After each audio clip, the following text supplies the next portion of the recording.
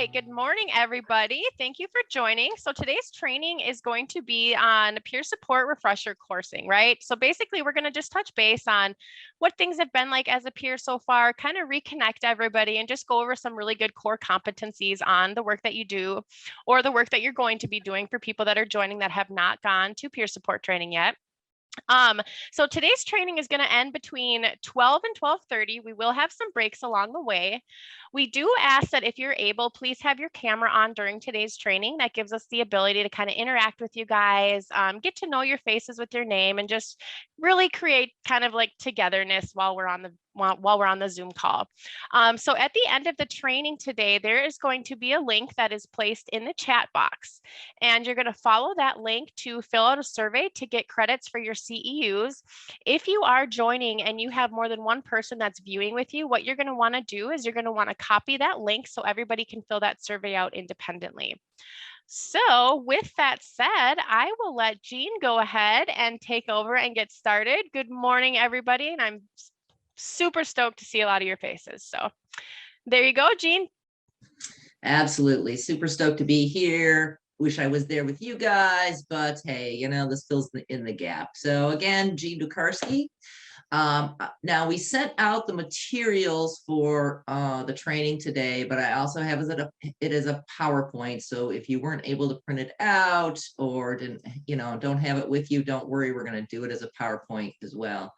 Now, I don't know that we'll get through all the material today. And in fact, I kind of hope that we don't, because I really would like for this to be able to be more of a discussion instead of me just, blathering on for the next 4 hours. So I'm going to start out with sharing my screen. Make sure I get the right screen. I think I want this one. All right. Do you guys see introductions and why we're here? Everybody see that? All right, I'm trying to make you guys bigger so I can see you guys. All righty. So the cool thing about North Dakota is you have peers working in all kinds of different settings. So first up, we're going to talk about examining our unique skills. Now, I got a lot of questions that we're going to talk about on screen, so you can utilize the chat if that works for you, or you can unmute and talk, whatever works best for you. I'm going to try to track the chat as we go. So it says most of you took your peer training years ago, and many of you have taken additional trainings along the way. But how many of you feel that if that certification test was in front of you right now that you could pass? Exactly. We get wrapped up in our jobs and the procedures of our agency. Most of you have very few other peers where you work. And what happens with that, it's kind of like, after the training is that, you're a fine-honed knife. And the more you use that knife on that hard cutting board, the duller it gets. So that's what we're here to talk about, is how to get you back to that sharp-edged knife. Says on there, it says peer support is a specialty discipline. Just as a physician, a nurse, or a social worker interacts with individuals from the perspective of their education, a peer specialist utilizes their lived experience and training in their interactions. You all have different jobs, but what would you say is the purpose of your work as a peer specialist? Anybody? What is the purpose of your work? To support individuals. To support individuals. Yeah, to support individuals and walk beside someone and just help guide. Yep. Nice. How is what you do different than what other individuals do in the service system? Well, because we get to use our lived experience, and within the other service system, there's a lot of boundaries and there's a lot of different things that you have to follow. And I feel like being in the peer support specialist role. Oh, she faded out. Anybody else? What do you think makes you unique? I think that the motivational interviewing technique is something that I really like that was implemented in it, because it's a peer-to-peer, not like, we don't use authoritative for anything, and we let them choose their own. So we're basically there just to kind of push a little and then be there to support, walk beside them equally. Mhm. Nice, nice.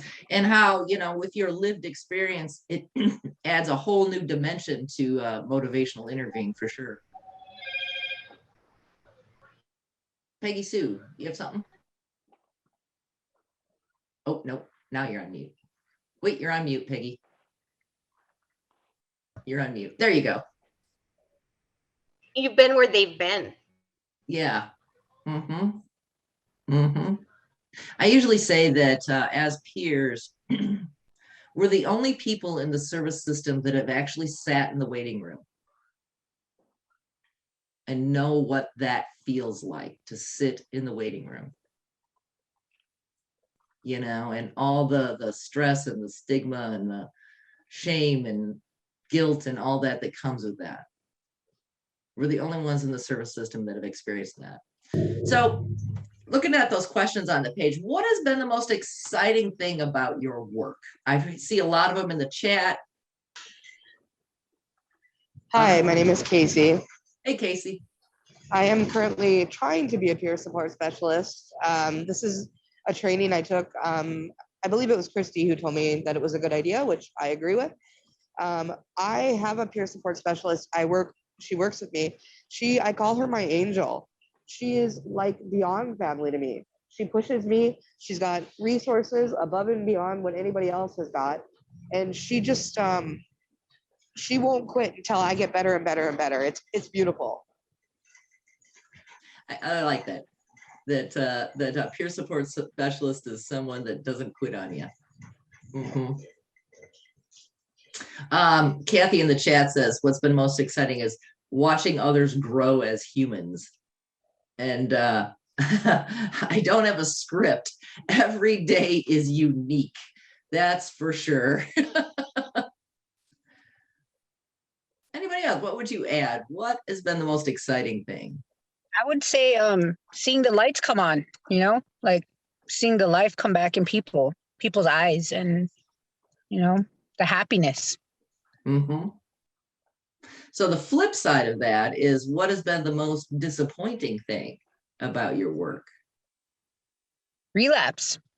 Yeah.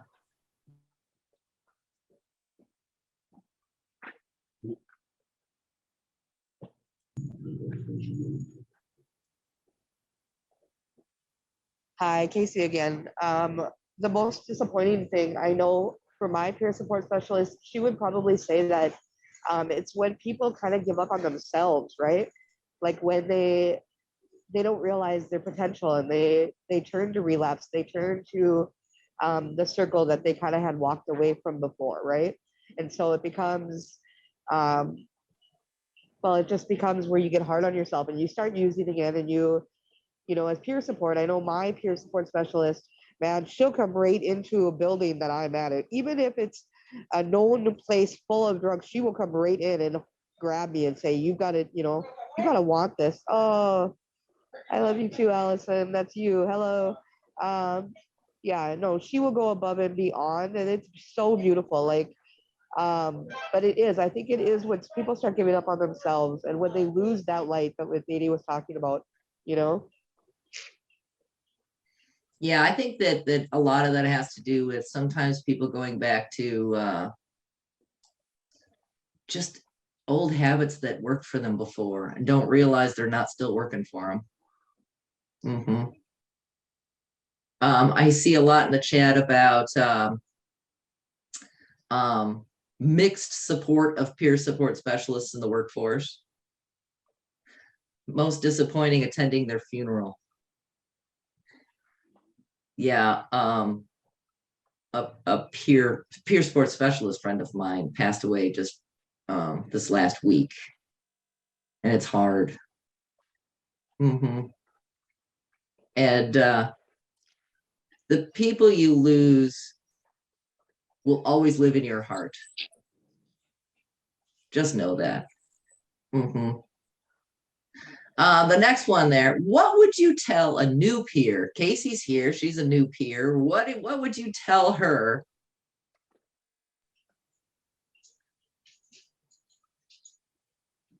Don't take anything personal. Don't take it Amen. personal. Yeah. That's really good. And that's, don't take those successes from people personal, and don't take those deaths personal. Yeah, yeah. I think that would be really hard, you know. I myself am 80 days clean today. And Allison, I know you're on, and I know, like, listen, when I say that with tears in my eyes, you know, like, I never thought that I would be here, right? And you are family to me. You are beyond family, right? Like, you were like, Casey, you deserve better than this, right? Like, you deserve the good life. And it's so beautiful. All the little things that I took for, I didn't even see, you know, like, I can't wait until I get to see the sparkle in my daughter's eyes and my daughter gets to tell me she's proud of me, right? And I know I've done it. Well, and here's one thing I would tell Casey or any new peer support specialist is that working as a peer support specialist gives all that garbage of your past meaning and purpose. That's beautiful. Thank you. You know, where you will have that opportunity to use that as a strength in supporting others, just like Allison has done for you. Anybody else? What would you tell a new peer?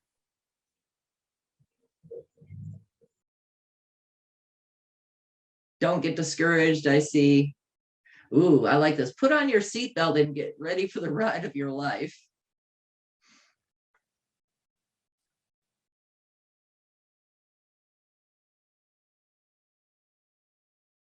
Kimberly says it's not just a part-time job. I never stop working. We're going to talk about self-care a little bit, but I understand your point. Always thinking about how I can help. Anybody else? What would you tell a new peer?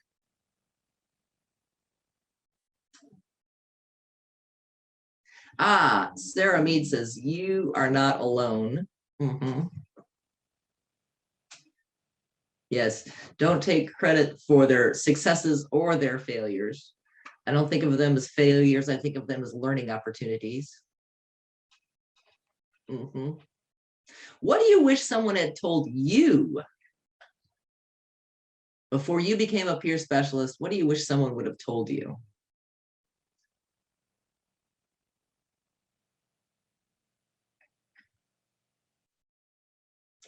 You will be designing your own role.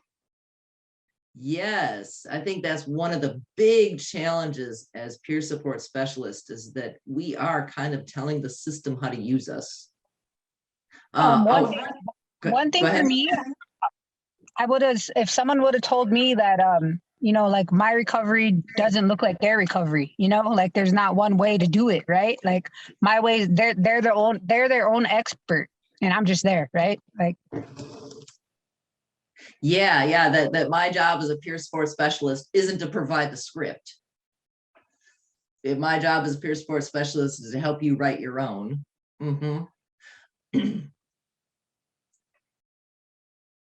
Kyle also says, setting two up there. Erica says, your recovery comes first. And Kyle adds to that, I wish someone would have told me to set clear boundaries from the beginning, like learning to say no. Because that's really challenging. I think it's also one of the tricky places for peer specialists, is I usually say that we are friend-like with a purpose. And understanding it's a difficult place to be, because you are kind of an in-between. You're not really the system, but you're representing the system. And you're not really a friend, but you're friend-like. And how many of you are working in an environment where you have more than 3 peer specialists that you work side by side with? Anybody? Justin does. Some of you do, but a lot of you don't. Mm-hmm. Yeah, you F5 folks do, but but a lot of folks don't. So a lot of that drift can happen. So being aware of that is helpful.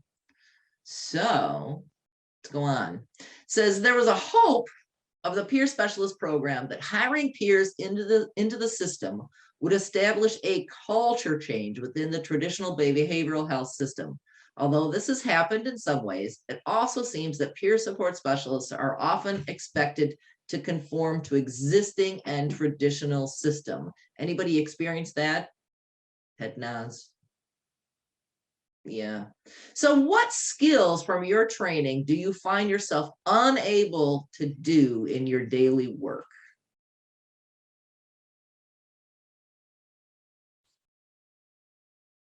I would say like one of the main thing is like the boundaries. I mean, you know, that's a struggle because I work in a treatment facility, a recovery center, and it's just like not knowing like, okay, it's one way they're set up, their program is like this, but then the peer support, you know, is yeah, it's just unclear sometimes. Mm-hmm. Mm-hmm. That sometimes that traditional systems is no, you got to do it, especially in a controlled setting like a treatment facility. They're like, no, you got to do it our way. Mm-hmm. Mm-hmm. Allison says, going to appointments with people. Mm-hmm. Transportation due to liability. Mm-hmm. Yeah, and I think what it says company policies sometimes supersede peer support training. Anybody ever have to go to their agency and discuss that some policies were not necessarily peer support specialist friendly?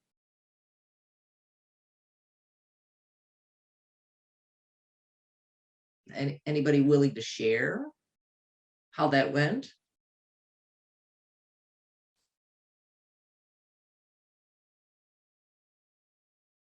Because that is a part of our role to do that. Again, it can be tricky, you know, coming up against the system. But again, sometimes they need to be reminded that that's one of the reasons they hired you. Again, you're the only one that knows what it feels like to be in the waiting room. You know, you're the only one that knows what it feels like to not have somebody to be able to call at 10 p.m.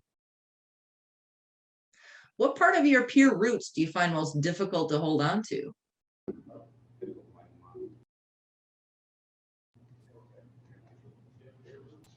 Ross, you got something?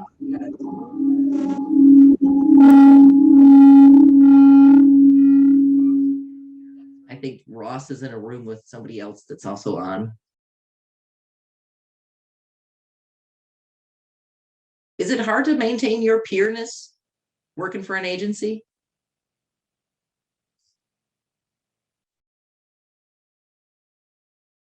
I mean, even for me sometimes in my day job, just having an office sometimes feels weird. You know? Yes, there's a need for an office and, you know, all that kind of stuff. But sometimes it makes me feel a little bit weird. Or when I have the people I serve, I don't know, looking up to me, or asking me to tell them what to do. Like, no, that's not my job. Or if an agency is telling me, no, I have to do this in this situation because it's company policy. Those can all be. Go ahead. I think it's hard trying to set that boundary with yourself of being a peer support and like coming from addictions, you know, that knowing that's all you know, then coming from a peer support, you know, and then trying to set that boundary with yourself, and also working in a treatment, you know, and setting that boundary with the clients, you know, and which are here where I work at is some are family members, you know, which is kind of hard, you know, to set that boundary of am I being a family member or am I being a peer support right now? So setting that boundary is really difficult. And I think it's just something we always have to be aware of. You know, it's always going to be a challenge. I love that. Having business card feels weird to me. That's kind of funny because I still don't have business cards, and maybe that's why. I like that. So, in what ways do you see yourself and your experience influencing what we call the system? How have you been able to have an impact on the services provided and bring more of a pure perspective? How have you been able to do that?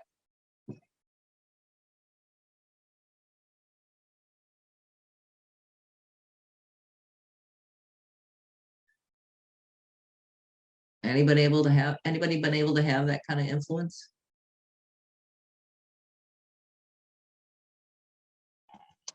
I'm sorry, Dean. What was it now? Having or what? Sorry. That's okay. It's okay. I was asking, have any of you had an influence on what we call the system? Have you been able to bring that peer perspective to, I don't know, maybe a care coordination meeting, maybe some policies of your agency, any of that kind of thing? David says, I was able to set up a smart recovery group, which is really kind of cool because, again, traditionally, a lot of places that, you know, they just stick with the same old 12-step, 12-step, 12-step, and 12-step doesn't work for everybody. So if we're talking about we believe in multiple paths, we need to bring multiple options to the table. I like that. Where I work, like we do 12 steps, but we also do smart recovery, and then we introduced Wellbriety because it is Nice. a Native American treatment facility. Yeah. Mhm. Yep. Was that there before? Wellbriety? No. Yeah. Great job. Great job. Again, bringing that, you know, if we believe in agencies, all say they believe in multiple paths, right? So what are we bringing to the table? Candace says, yes, with their probation officers. I think that's a great place too, to really bring that awareness of what the experience is for the individual. Mm-hmm. Hi, my name is Justin. Like Margaret was saying, also with the Wellbriety, we also brought in like culture classes, is, you know, making ribbons and hand drums and stuff like that, and language class, and we got the clients got to build a sweat too for ceremonial purposes too, so which also helps them too in their recovery. That's cool too, because, you know, man, so often in services, you know, we just talk about, you know, are you using, are you not using? We're not doing a lot of things with folks to help them find meaning and purpose. So bringing in that cultural component and tying that into meaning and purpose is huge. I love it. Mm-hmm. Anybody else? How have you been able to educate the traditional system about what things work and don't work? In the chat, it says, I think it is easy for the corporate life to forget where the clients are. And I think that's really true. I don't think that systems are set up to be evil. I really do believe they're set up to help. But, you know, it's still a system. You know, we still have to bill for this, and we still have to, you know, take notes for that. And how do you not let that interfere with the services we provide?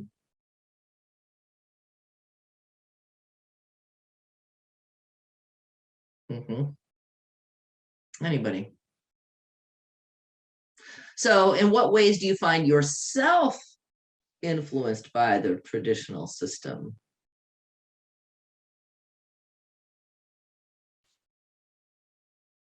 One of the struggles for me is just doing progress notes. You know, I mean, I know I got to do it. I know it's important, but there's still a piece of me that feels icky about it. Anybody else have some emotional struggles with that? I do.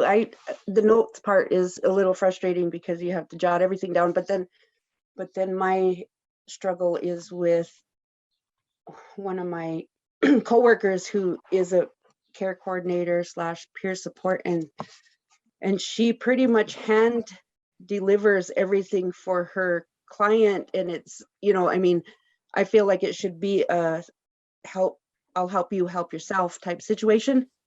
And I don't do very well with that because I never really did want to, I mean, because dependency is a big thing, and I just feel like it's making them depend on them, that they need to keep them around so that they could do their work for them. They could do their footwork for them.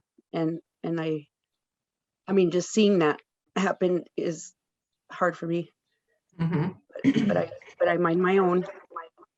Yeah, that's a great point, because we can help people so much that we disable them. On the flip side is that I think a lot of times the traditional services, it's easier to fill out that form for that person than to help figure out why that person's struggling with doing that thing. Stephanie. Sometimes struggle with the fact that, okay, so where I work, I am stuck within the building. Like I can't go out or reach out to anybody or advocate or, just in different ways.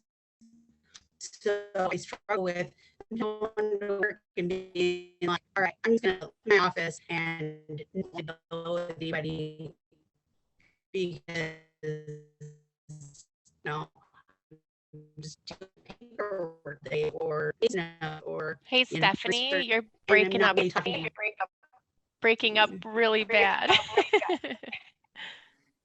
Yeah, I think basically she's. Yeah, I think basically Stephanie is talking about that.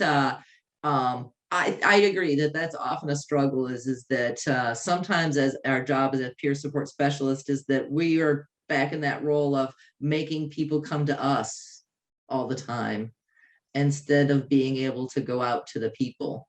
And it may be that your job is an in the office job, but making sure there are still resources available that do go out to the people, I think is hugely important.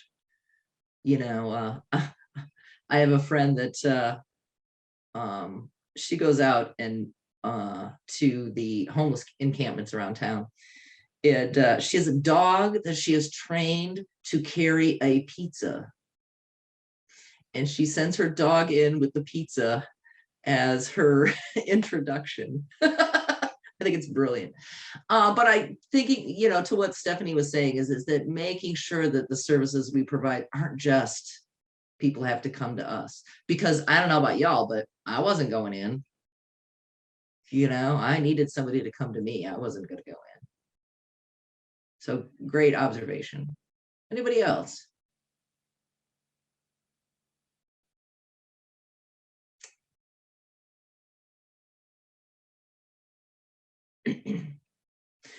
Kimberly says, folks have many options today, different forms of help for substance use.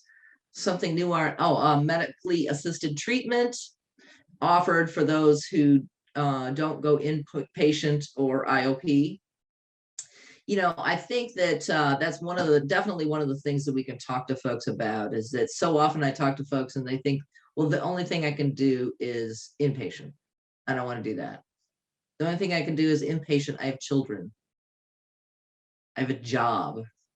Well, sorry. I mean, I know of people that they've said, well, I'm sorry, what's more important, your recovery or your job? Well, keeping a roof over my head is important to me. Is there a way I can do both? So then the next one, what things do you do to remain connected to your peerness? Do you have the next one is, do you network with other peer specialists?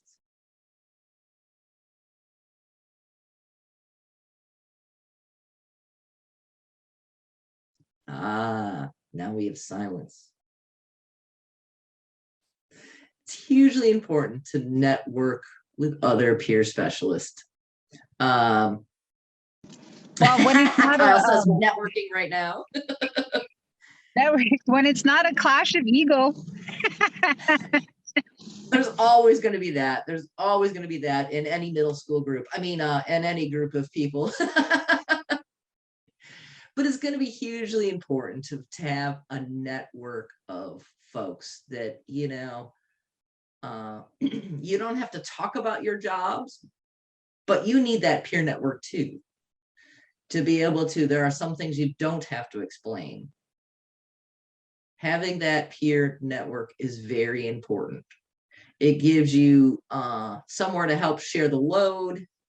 To make sure that you're not just surrounded by clinicians 24/7. It'll help you maintain those roots as well. I know you guys are working on an association there, which I think is an amazing idea. And yes, there will be ego conflicts for sure.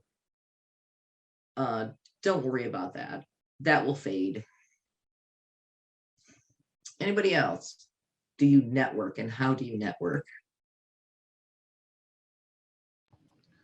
I think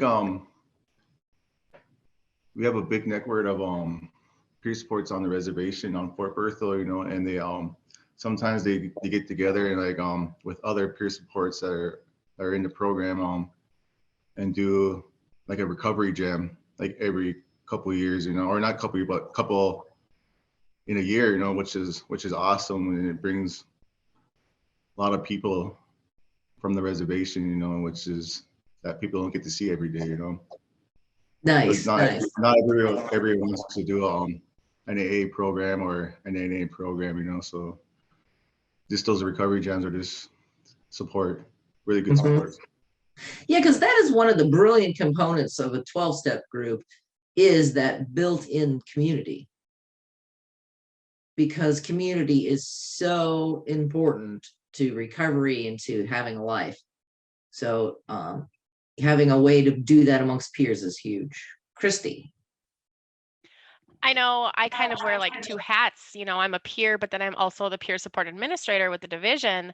And from both standpoints, when we can see that peers are networking between each other versus like the siloed organizations, like it is so beautiful to see that growth in peers and organizations when they look at each other like big picture, right? Like we're all serving, we all have the same purpose. We want to help people, we want to serve people, and they let that go like, oh, it's this organization or it's that organization. And just networking amongst yourselves is just, it's not only essential to the people that you're serving, but it's also essential to you guys too, you know, and it just kind of brings everybody together. So when we see that, it's like, man, go you, that is great.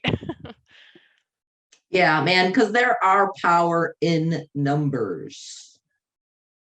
You know, so having that association, it's not just Justin talking. It is the Association of North Dakota Peer Specialists talking, you know, so, or whatever that is, you know, whatever that looks like. So having that kind of network so that you're not out there by yourself, you're not just speaking for yourself, but you are really a coalition of peer specialists is huge. What are some things you value most about being a peer specialist? Being able to serve. Mm-hmm. Yeah. I value the fact that things that have been looked at by others and possibly ourselves as weaknesses are now 100% strengths, and we can actually use that in a job to help people and get paid for it and still be able to be extremely vulnerable, because that's who still a lot of us are. You know, we're worth them side by side. We're recovering too. We're trying to get as much from them. You know, we may in some points get as much from them as they get from us, hopefully. Oh yeah, absolutely. You know, working as a peer is absolutely strengthens my recovery on a daily basis. Even if it's on Zoom. Anybody else? I value it as like a humbling experience and just a reminder of where I could be and where I have been.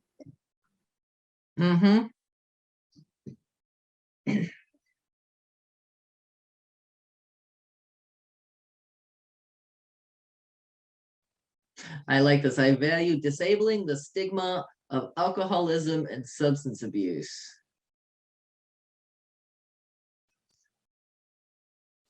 Nice. Trust and respect for each other is unbelievable.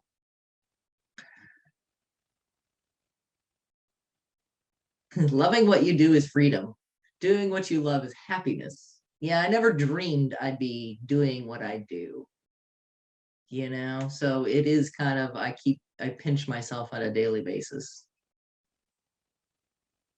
So let's talk about some of those roles.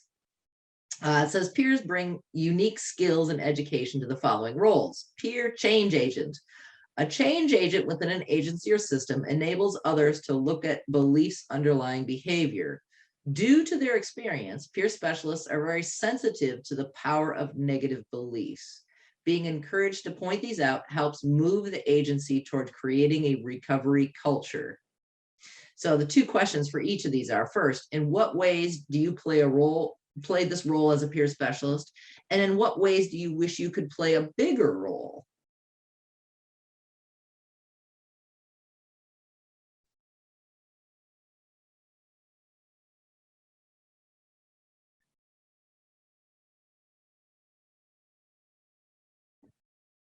Anybody? So I'm actually, I was in class with, some of you, well, two of you, very specifically, and so I felt I'm still a peer specialist, like at heart. That just I don't know, that just gets me, and that's who I am. But I have accepted a position to be both a care coordinator and a peer specialist, not for the same person, I know. So to me,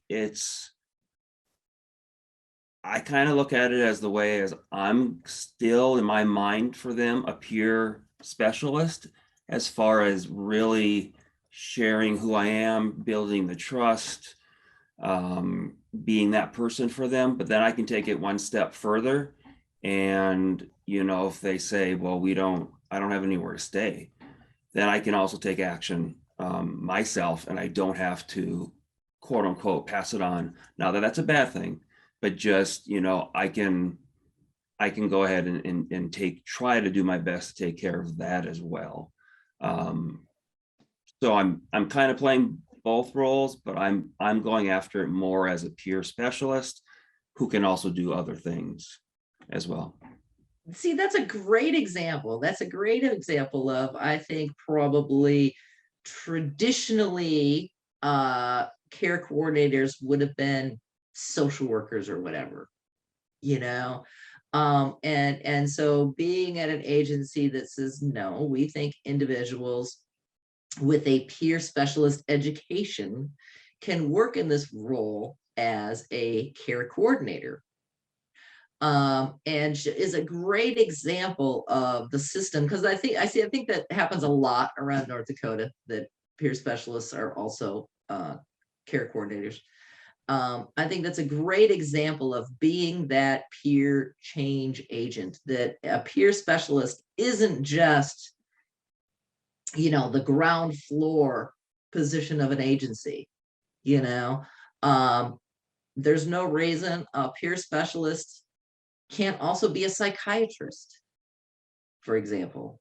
Yes, a part of the responsibility of their job is going to be providing medication, all that kind of stuff, but they can still utilize peer specialist skills in providing that service. And so I'm guessing that even when you're working as a care coordinator, that you are still utilizing those peer specialist skills in that role. Great example. Anybody else?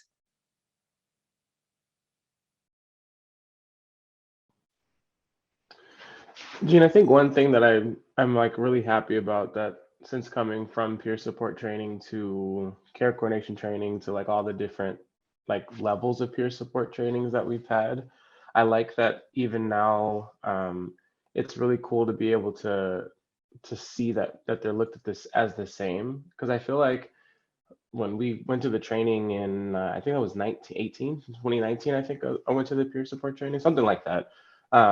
Like it seemed like, social workers, care coordinators, it just seemed like different people who had licenses were like put here, and the peer supports were like, oh, okay, well, here's a little something, here's some crumbs. And so I like that now as peer supports and peer support specialists, we can be like, no, we're on the same playing field. So obviously within our agency, but just even within the state and within, government, within a lot of different aspects and avenues, we're able to advocate for ourselves and be able to say, hey, no, we are on the same level playing field, and it's not we're here and you're there, because we're all supposed to be trying to help the same people anyway. So I think that's really been a really cool difference that I've noticed in the past, or definitely as of recently.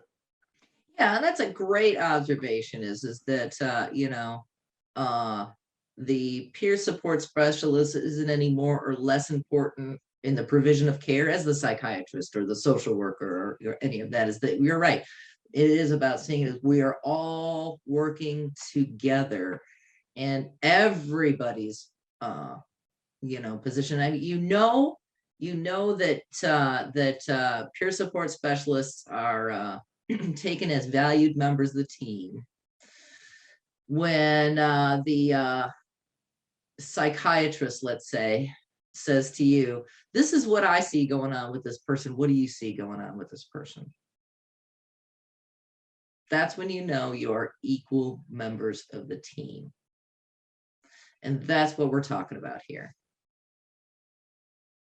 And that kind of leads us to the next slide. Wait, lost my mouse. Peer bridge builder. A bridge connects two entities that are separated. Because of the peer specialist's experience both as client and staff, she provides a bridge of understanding between the two. It's kind of funny, I put staff in quotations there. At our agency, it's a peer-run organization, so I always tell people we don't have staff, we have employees. We don't have any infections around here, so if you're a staff, you're an infection. So in what ways do you play this role as a bridge builder? And what ways do you wish you could play a bigger role? Again, I like to say this is kind of as peer specialists, we work as translators. We translate to the system what the individual is saying, and we translate to the individual what the system is trying to say. How do you play that role?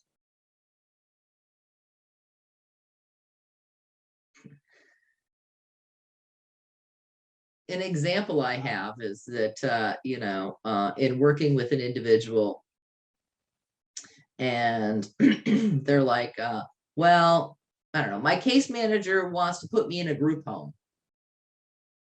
Well, here's the deal, is that if you are not doing what you need to do to take care of yourself, then they have to jump in and do it for you. So if you don't want them jumping in and taking control of your life, then you need to do it. Same thing with PO. My PO just tells me all the time, I got to do this, that's their job. Now you can choose to ignore the PO, that's fine. But understand that their job is going to be to follow up. So it's up to you. What are ways you get to play that kind of role?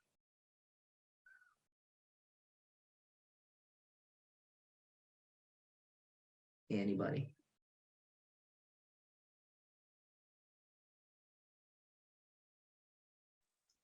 I mean, I don't know. What I thought about was the accountability, like holding them accountable, like, and just encouraging. Yeah, I like that. Holding them accountable and finding that balance between holding them accountable and not kicking them to the curb. Because, I know for me, traditionally, when I would frustrate individuals or agencies and they'd kick me to the curb, I'd be like, fine, works for me.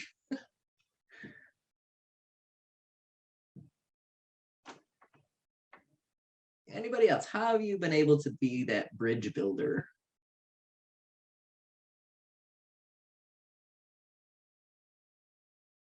Nobody? Or even like being a little more empathetic, like a little more open-minded, you know, I don't know, just helping them understand from a different perspective. Mm-hmm. Yeah, that's really good about the whole different perspective thing is that, you know, it really is helping that traditional clinician to see things through the eyes of the individual being served and helping the individual being served see through the eyes of the clinician. Because sometimes it does feel like two different worlds, you know?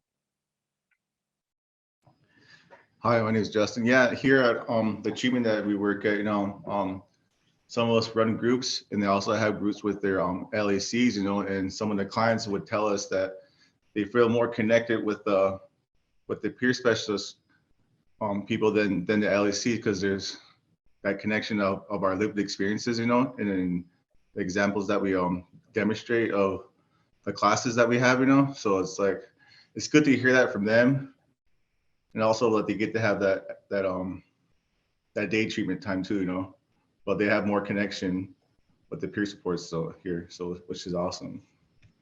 Well, and that's a really good point too, is that helping the peer understand that, okay, there are certain things you can get from this peer group, but there are also certain things you can only get from that traditional provider setting, you know, and helping them know. Anybody ever go to the wrong place for services or want something from an agency or whatever that they just couldn't provide? So helping people understand that, you know, and Justin's example of, yes, the connection is what you get here with the peer group. That other stuff is what you get from the other folks. Great example. Great example. This is Brady. So I've been to, I see you have to look up. So it's like we're standing next to each other. So that was hilarious. I've had a doctor, and I think I talked about this in class a while ago, but who was doesn't matter age or whatever, but just didn't, I just saw she didn't understand or see me, and I feel like I can be articulate when I need to be, but I was in such a low spot, I wasn't able to advocate as much for myself as when I'm in a good spot. So for me, I would have loved to have you, anybody in this group sitting next to me saying, okay, Brady's a 43-year-old man with a family, and he's here crying, trying to tell you what he needs.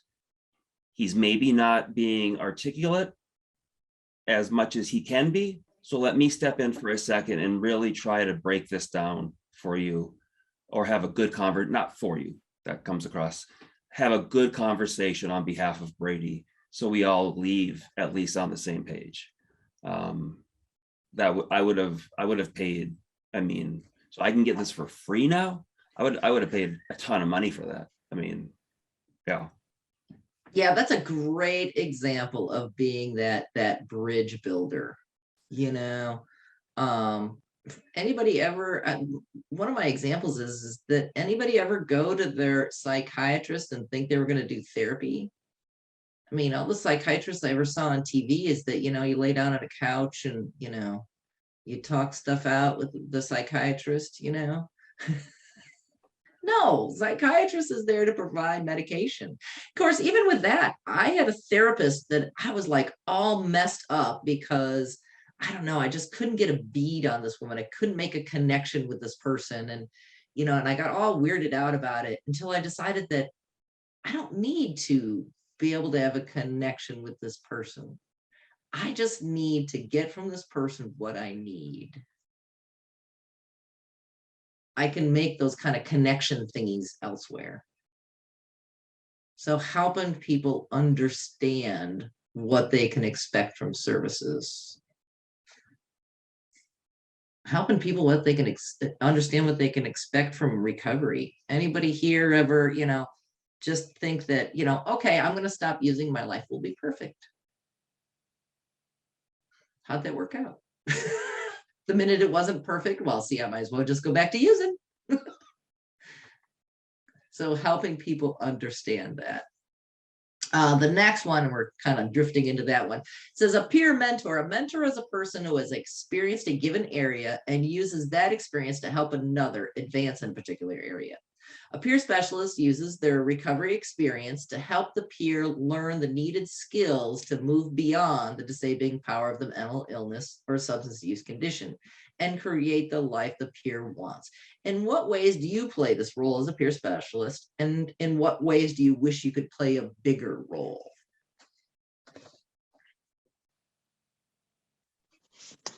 Hi, this is Margot. I would say just leading by example. Leading by example, and then the ways I'm going to play a bigger role is I'm stepping in to become a licensed clinician myself. We'll try not to hold that against you. Okay. But I'm taking it as an opportunity, right? Like I come with both, Yes. Yeah. Nice. I was just picking on you. Anybody else? Christy. Oh, Christy's applauding over there. Yeah, this is Eugene. Can you hear me? Yep. This peer mentor, it would be nice to have a list of peer mentors that could help us new peer support specialists, because here at Bismarck, I only know a few of them, but I haven't worked closely to them, and that would be nice to have in that. But still, I'm in the process of trying to get my certificate. Cool. I like that. Is that peer mentorship works in so many ways. I don't know, some of you don't know, but I'm currently taking a blacksmithing class. Yeah, I could probably learn all this stuff on my own, but it's so helpful to have someone that has that experience, that has, can talk to you about the techniques to do whatever. And the same thing is true for a peer specialist. It's good to have a mentor, somebody to talk to who's figured out how to make things work. It's great to have a peer mentor, as just a person in recovery, is to have someone that you can talk to that's been through some of these things and can help you understand, and what are some things to expect. Anybody ever tell you what to expect out of recovery, or did they just tell you it would be great? Your life will be so much better in recovery. No, there are still parts of my life that suck. Nobody told me that.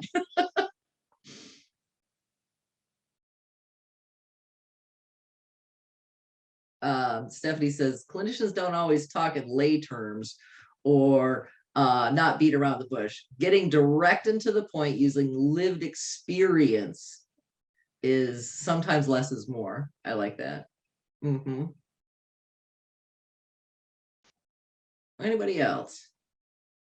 How have you been like able some to... of the other people in this group, I'm also working towards getting my license in social work. And I think not that it's right or wrong, but I've been told a few times that being a peer support person with the other thing can bring a whole different avenue to your license.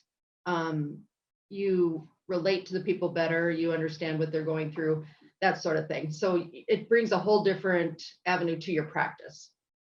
Yeah, absolutely. And I'll tell you, I've talked to a number of clinicians that bringing peer support specialists into the field has really helped open them up to be able to share their own lived experience.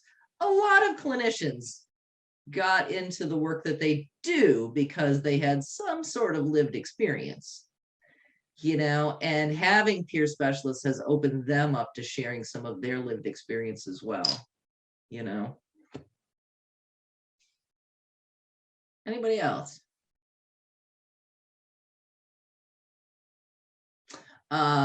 Jessica says, are there different ethical concerns as licensed clinicians? Yes. And, just as any profession has their ethical code of conduct, is that, you know, walking that line on ethics is going to be probably a little bit different. And not all, I'm sorry, my dog is barking because there's a dog going by. Not all ethical guidelines mean that the individual cannot share some of their lived experience. They can't have a personal relationship, they can't share personal information, but it doesn't necessarily mean, traditionally it's been applied that clinicians cannot share their lived experience, but it's really not that hard and fast. A friend of mine recently retired. She was the executive director of the National Social Workers Association, and big part of her job was taking calls from social workers about, is this ethical? Is this not ethical? You know, so make sure you have your network you can talk to discuss those ethical challenges. And she would tell you that it is not unethical to share your lived experience. It's unethical to share your personal life. Going into the next one. Peer supporter. A supporter is a person who does what is necessary to enable another person to do what she feels she wants or needs to do. A peer specialist is a person who has the ability to help a peer set and achieve the goals that will move the peer's life in the direction the peer wants to go. In what ways do you play this role as a peer specialist, and what ways do you wish you could play a bigger role? I would say, this is Margot. I would say not judging them. You know what I mean? Like, because I have to remember that they're the expert of their own life. Like, I don't know, you know, where they're at or where they were. I can only help them get to where they want to go, right? And having that compassion and being real and truthful. Mm-hmm. Nice. And I gotta tell you, people, and I suppose it's true for me too, but people have really blown me away at what they're, quote, capable of doing that I never would have imagined. And I'm sure people will say that about me too, that I'm doing things that they never would have imagined me doing it. Anybody else? How have you been able to be that peer supporter?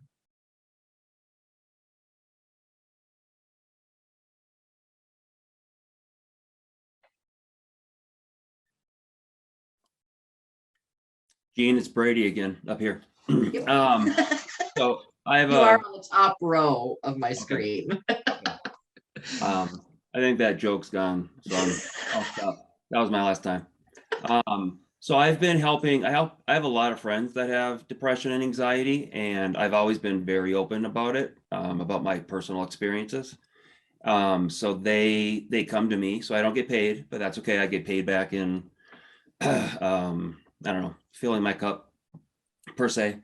And I have one friend now who she had worked at the same job for 18 years.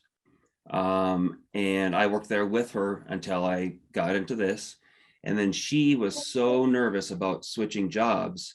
It had made her anxiety is so bad that she just couldn't even imagine leaving. She kept trying and trying and trying and just couldn't. So we had talked very specifically, just, you know, I kind of try to be a PSS in a sense, but a friend as well. And we kind of went through like what would be what advantages or what would be good, what good would come out of this, what bad things, or not bad, but what are the negatives that you see now? Would they still be there if you stayed at that job?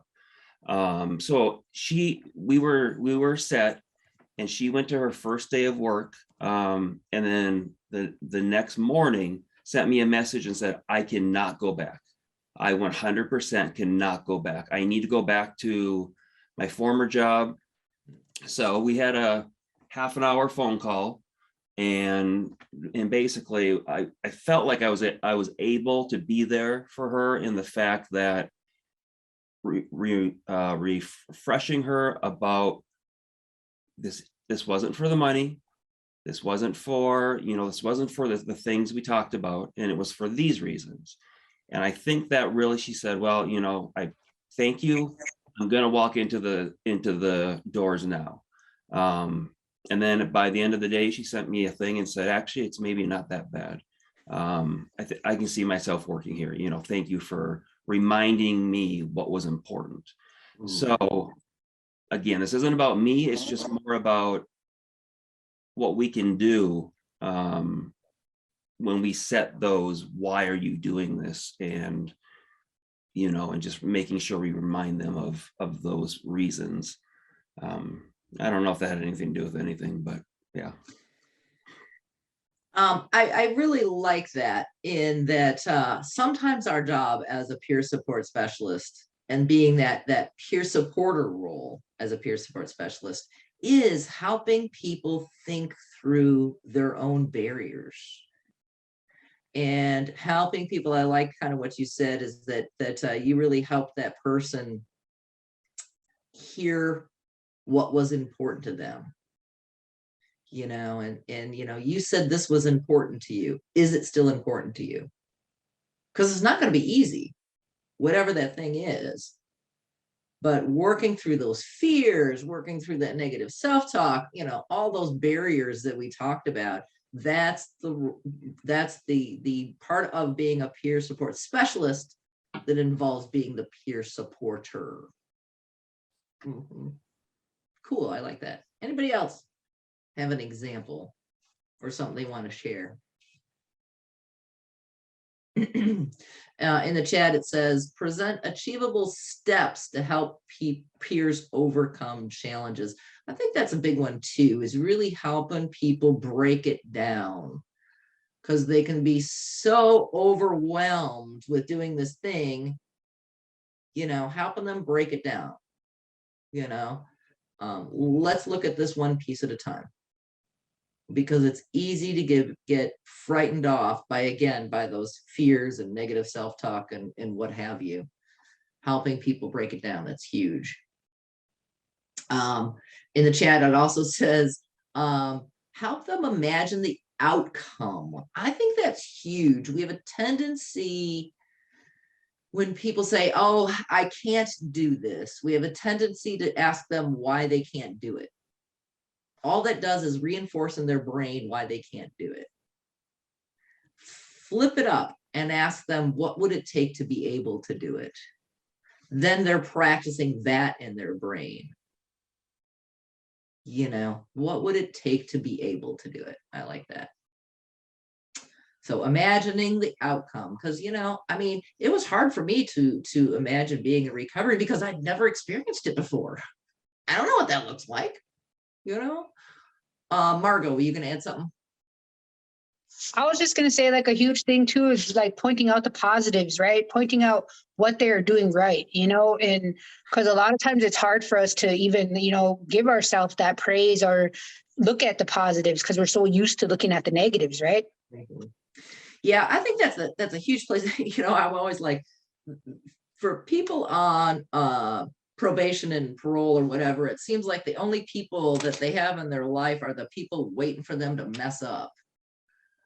You know, either their PO's waiting for them to mess up, or their friends are out there going, oh, come on back over here. You know, it seems like everybody in their life is just waiting for them to mess up. You know, so being somebody in their life that can say, hey, look, you know, you did this, whatever this is. And I do not believe in baby steps. I think all of those steps are an act of courage, you know, and reminding people about, no, those are acts of courage. You know, the first time you go see your parole officer, it is scary as anything. It is an act of courage, you know, because you're sure they're going to lock you back up. Justin, what you got? I think setting like simple goals of just like when you're waking up in the morning, making your bed, you know, getting in a routine, and it's like setting appointments up like a job interview for clients, you know, which would be a big help, you know, and has been a big help here at our facility, and having a checklist, so they have to check in with their LAC, their recovery coach, or their their case manager and setting that appointment up kind of gives them that accountability for life skills. So when they go out there into the real world, and so they have these kind of like routines that they do here in treatment. So, which is a big help. Yeah, I like that. And I like that supporting people with that too. I mean, understanding that, if you have somebody that, oh, you need to go out and apply for jobs, and they're not going out and applying for jobs, it's probably not that they're lazy. It's probably they got a barrier going on. I don't know about you guys, man. I hate filling out an application. I hate applying for jobs. Never do you get more rejection in your life than when you do when you're trying to apply for work, So, as the peer specialist, we have the opportunity to help people work through that kinds of stuff, as a part of that process. Anybody else?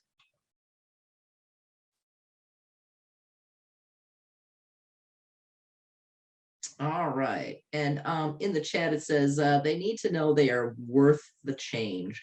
I think that's huge too, as a peer supporter. And somebody mentioned that earlier. I think it was Casey. How people recognize their worth. Certainly at this point, for most of us, we have done some things that weren't necessarily proud of, for example. And I certainly did not feel like I had any worth. And I think as a peer supporter, one of our jobs is to always remind the person that they have that worth. The next one is peer recovery advocate. An advocate is a person who speaks for or pleads the cause of another. A peer specialist, a recovery advocate who believes in a peer's potential for recovery, even when that potential might not be so obvious to others. The peer specialist advocates for what the peer wants. So in what ways do you play this role as a peer specialist? And in what ways do you wish you could play a bigger role? Have you had the opportunity to advocate for someone you serve? This is Eugene. No, I have not been able to. I have not been able to do the peer support specialist because I needed to do all that other paperwork and the certificate. So it seems like I have not had the opportunity. I don't know if there's any opportunities out there, but if there is, I'm more than open to it because my goal is to to help people stay off the streets and live a recovery life, but I can only help them do that. Like they say, you can only lead a horse to water, you can't make him drink. Well, you are already going to be leading us into the next section. We're going to talk about inspiring motivation. And I would tell you I see lots of opportunities for places hiring peers in North Dakota. It comes up a lot. I see it everywhere. So there will be opportunities for you for sure. Anybody else? What is a way you've been able to advocate for someone you serve? Stephanie says, yes, in a hospital setting. Yeah, that's huge. Anybody else? What is a way you've been able to advocate for someone you serve? Hi, this is Margot again. In our facility, like they get to come, like if they go back out and they fail, right? Like, and then I think about that quote, giving them a safe place to fail. Hold on, my cats are getting crazy. Giving them a safe place to fail so they can have a safe place to succeed, right? And just advocating for that, like recovery is messy. Why not give them another chance, Mm-hmm. Yeah, I mean, most of us don't make it the first time. Working with that person as far as, okay, what did you learn from this setback? And, how can we support you moving forward? Anybody else? How have you been able to be a recovery advocate?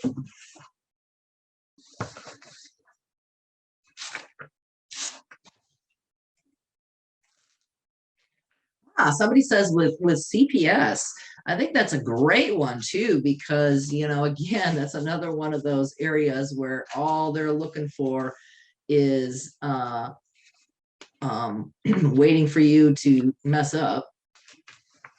I like Sarah says, with being a judgment-free employer, That's huge.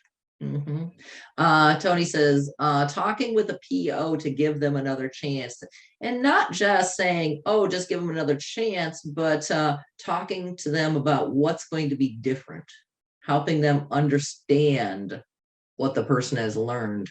Dan, then Christy. Yeah, I am not a peer recovery specialist yet. I'm just kind of checking it out to see what it's all about and how it works. But I know when I finally got into the system through trouble with a lot, I had a couple people that I had met with initially that advocated for me to get me into the drug court program. I didn't know that at the time. I found out later, how the process worked and how you get in. And I'm really grateful for that because I went through that program and it took advantage of it. And it worked out real well. And it's nice to have those people that kind of can speak for you on your behalf to the people that you don't get to meet with when you're on the other end. Nice. Christy, what you got?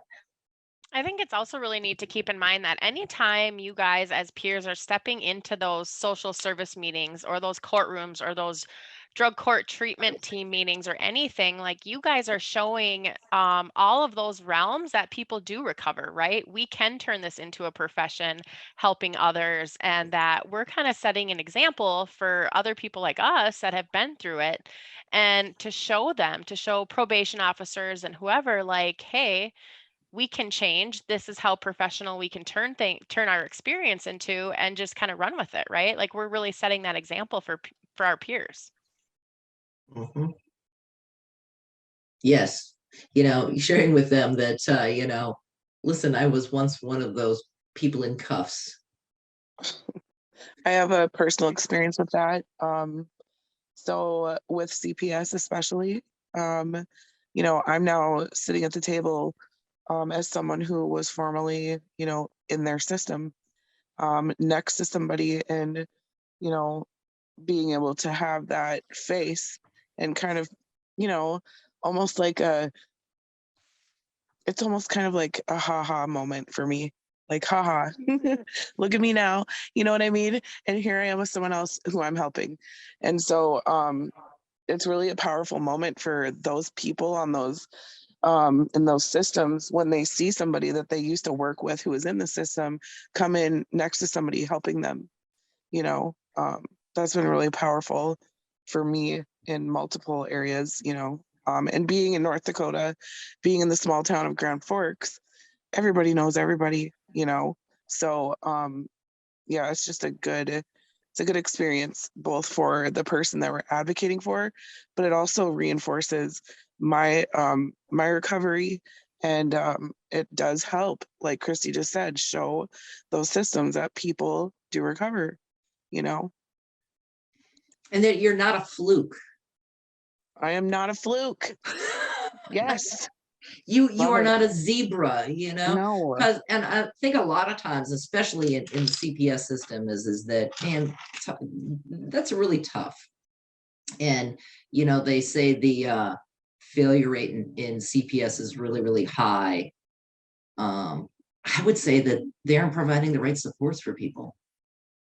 If a program is failing, then we're failing. Yeah, it's just a really punitive feel, like they have a really punitive feeling about them, and I experienced that myself, so in those situations, what I find that I'm doing for the women that are dealing with it is just helping them to see and understand that they aren't monsters, and because that's how I felt. I felt like, I had a slip and a relapse, and I was treated so poorly. And the guilt and the shame put me right back into the cycle of, well, forget it. I might as well just pick up, because this is just just a worthless situation. I don't stand a chance. And so being able to sit with them and having gone through that myself with the same people, that they have for their workers, is powerful for them to see that. And I mean, and I understand why, you know, CPS is so punitive on some. I mean, on one hand, we want them to, you know, to protect our children at the same time, finding that balance.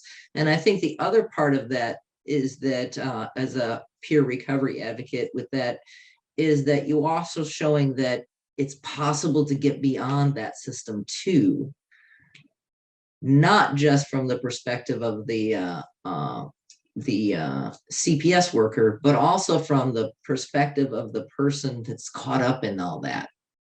Because man, that's quicksand. Margot.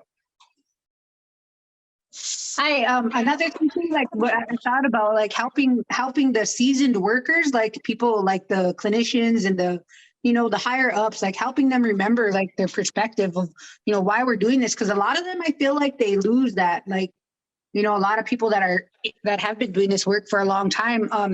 I work for agency Dakota Foundation, and I went to a training, and they were talking about the program in the state hospital, the TRCU, the where, you know, the inmates come in for rehabilitation.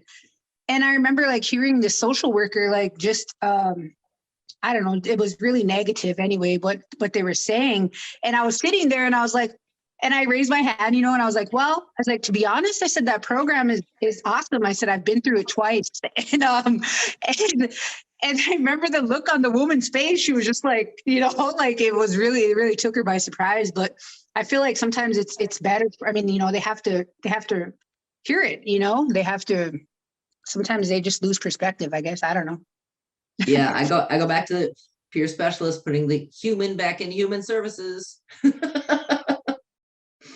Because I do think, and again, I go back to that, I don't think that these systems are evil. I think that, you know, they say that clinicians spend 70% of their time in the record. They spend 70% of their time on paperwork. None of them got into this business to do that. So, you know, keeping that in mind that yes, all agencies have policies, you know, it does make our job as a peer support specialist a little bit trickier. So how about if can we do a 10-minute break? Everybody get up, move around, stretch, and we will come back after break. If I can figure out where there's my mute. All right, guys, we will see you back, as Jean said, in 10 minutes. So if you're in Central Time, that puts us, we'll say 11 minutes now. That puts us at 9:56. So I am going to stop recording until we all get back from break.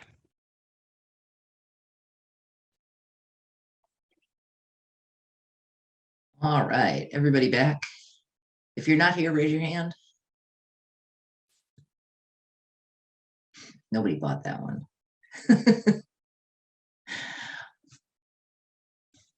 All right. I think one of the biggest and most challenging roles as a peer is inspiring motivation.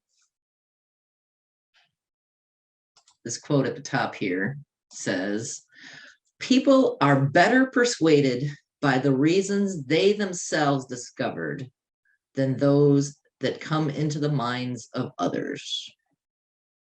Helping people find that inner inspiration. As peer support specialists, it is not our job to be a person's friend. It is our job to support that person to move on with their life. This involves helping the person to discover their own inner wisdom and to inspire them to rise above perceived limitations. Our beliefs define our world. Our beliefs represent how we define ourselves, our world, and our role in it. Our choices, actions, values, and attitudes all reflect those core beliefs. If we change our beliefs, we must change who we think we are and how we define our sense of self. Expecting someone to change their beliefs is like asking someone to change who they think they are.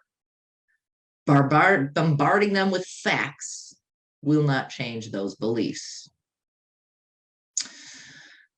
Our first most important act when supporting another person is to understand what their beliefs are about themselves and their world, and recognizing that their beliefs are their reality. My belief in the ability of a person to be engaged in the recovery process is irrelevant compared to the belief the person I am serving. Beliefs do not change by force. They can, but that is considered a torture technique. They are changed when you change the experience for the individual.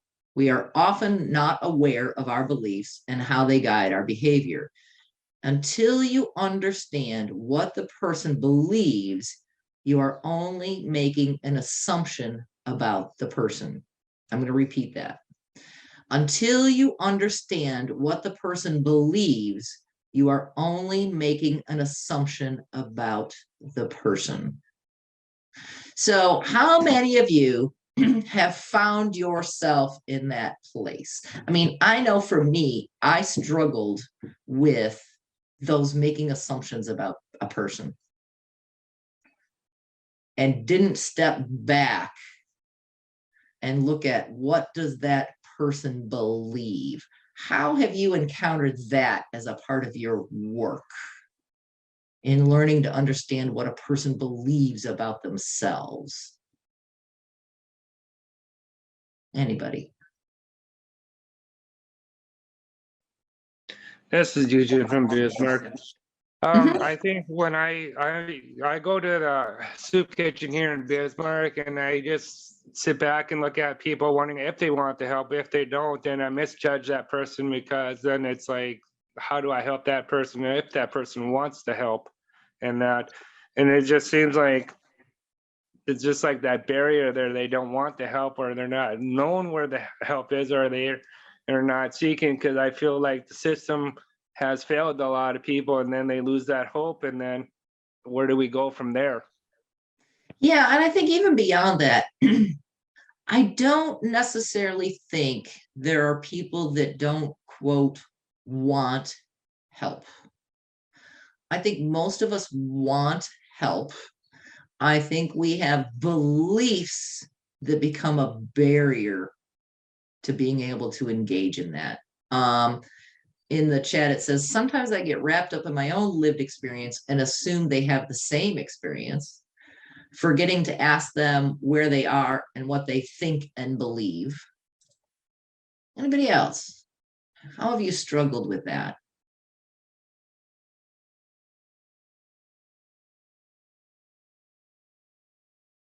I mean, another way that I sometimes do is somebody will come in and ask for help with something. And I like somebody added in there, actively listening. And instead of actively listening, I assume I know what kind of help they need and start helping them. And then, of course, they don't engage in it because I'm providing them with something that they don't want, and they disengage.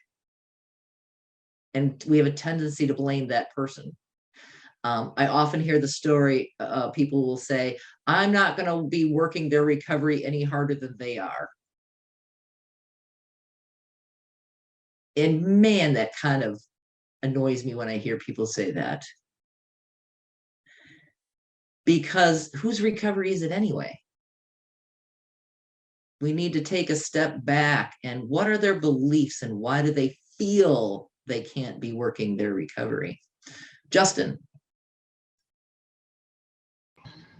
Hi, my name is Justin. Yeah, I mean, since working here at the treatment, it's been like a learning process of being a peer support, and my own personal recovery and the client's recovery, and I found it more easier just to ask our clients more and more questions on what they want to do, and if they don't know, then well, let's figure out what you want to do, because most of us coming in here just broken in a dark place, and unable or unwanting to participate, and it's like trying to find that engagement and what clicks with them, which is kind of hard at sometimes, but they come around after like 2-3 weeks, and they start to talk more, and they start to open up more in groups, which is very awesome. Yeah.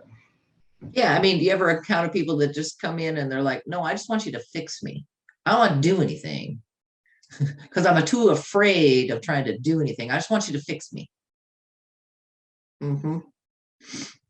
Anybody else?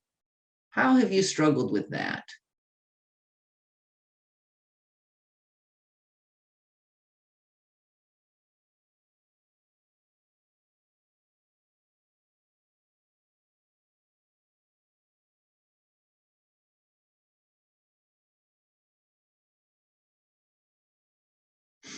In the chat, somebody says, unable to, therefore won't ask for help. Why would somebody not ask for help? Hi, Jean. This is Margaret again. I would say like I struggled before when I first came into the field or whatever, with assumption, assuming that I was the expert and I knew, what they needed. To coming to now to like helping, just sitting with them and being there, right? Some of them just need somebody to listen and work with them so they could identify those fears and those negative core beliefs that they have of themselves, because you have to be aware of something in order to change it, right? So it's just giving them that compassion and empathy, because some of them self-worth is shot, self-esteem is shot or non-existent, and it probably just, some of them have a hard time with that, getting used to being like, oh, you just hit mute. You're on mute still.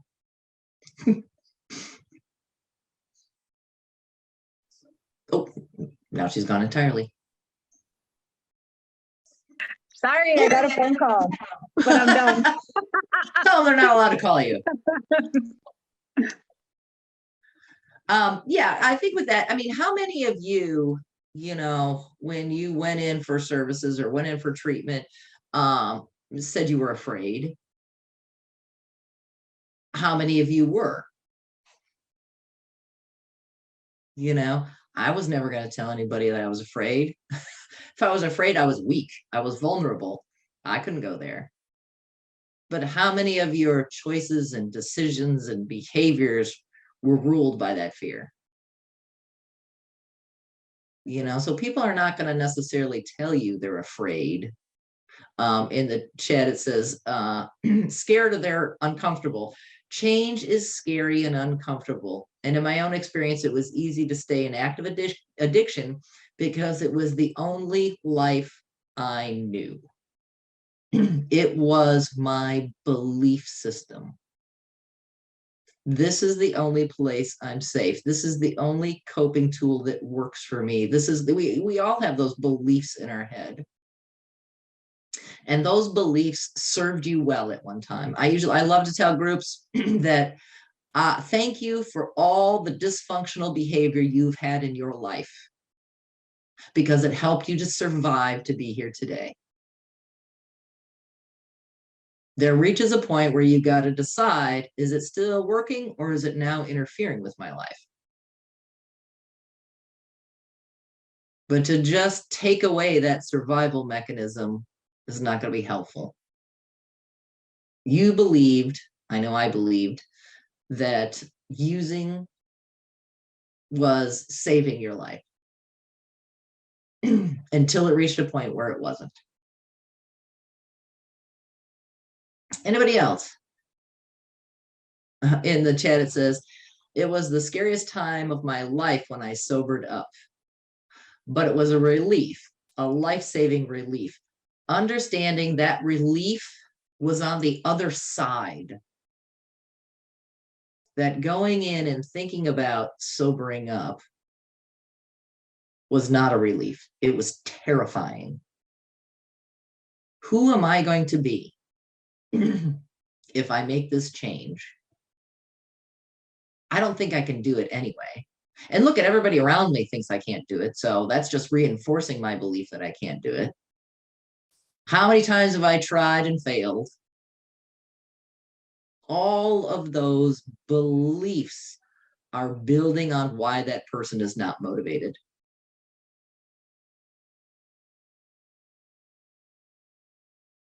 Anybody else? How have you struggled with that?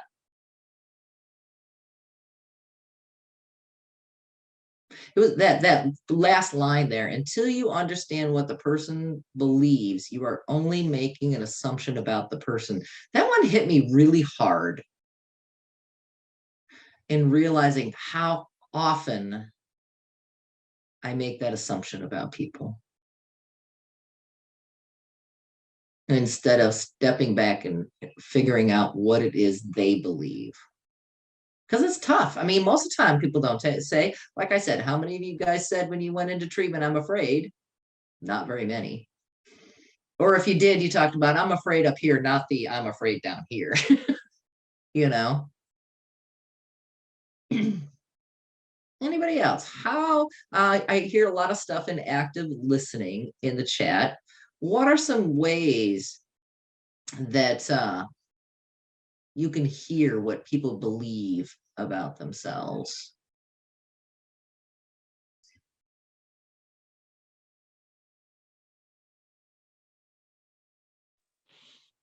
Hi, it's Margot. I would say actions, right? What do they do? You know?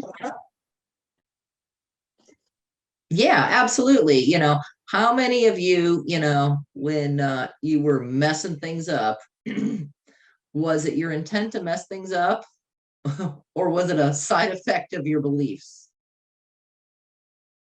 I always tell people the most amazing thing about me, I've been working as a peer support specialist for more than 20 years. The most amazing thing about it is I was fired from every job before this. I'm still, I think a part of me is waiting to get fired from this one too. Don't get me wrong. But truly, my belief was that I couldn't work. You know, I just kept getting fired. So I'm sure people interpreted that as I was lazy, I didn't want to work, any of those labels you put on it. Nobody helped me figure out what was my belief about my ability. I didn't feel like I had any abilities. Anybody, I think you have to listen to the words they use when they talk about themselves.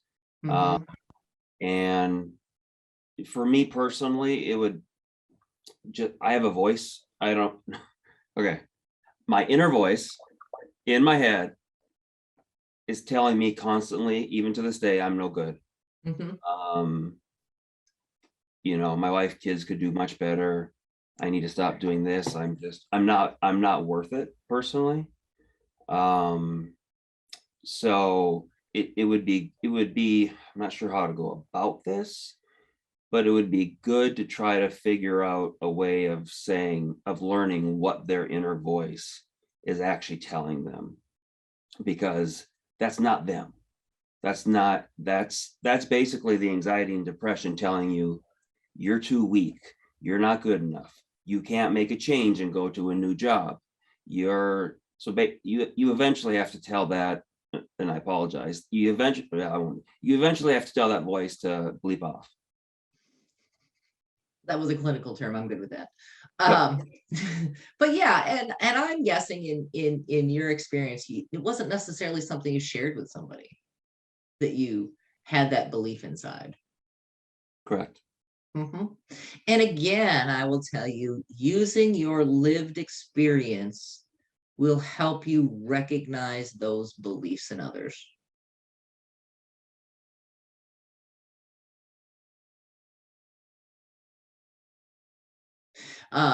In the chat, it says, I did not know how to live sober and truly believed I did not deserve a good, loving, sober life because my self-esteem and worth were non-existent. That inner voice took a long time to change, but that peer support reminded me that I am worth recovery. I think that's really true. I think that's true for a lot of folks, is that they have that inner belief that they don't deserve a good, loving, sober life. They're probably not going to say that to you. But somebody earlier said, listen to their behavior. Their behavior is probably saying that I don't deserve a good, loving, sober life. We tend to get really annoyed and frustrated and decide that person's just not motivated, that person doesn't want recovery, that what, you know, whatever those labels are we put on it. Instead of stepping back and thinking, just maybe, they do not believe they deserve a good, loving, sober life. Kimberly also says a lot of time in active addiction, we forget how to communicate. We forget how to express ourselves. A lot of times in active addiction, part of addiction is stuffing all that, right? Part of using is so I don't have to feel those things. I don't have to think about those things, you know. Also, in mental health is also the same kind of thing. Is I don't want that stigma that comes along with those thoughts and feelings. Anybody else? How has that been for you?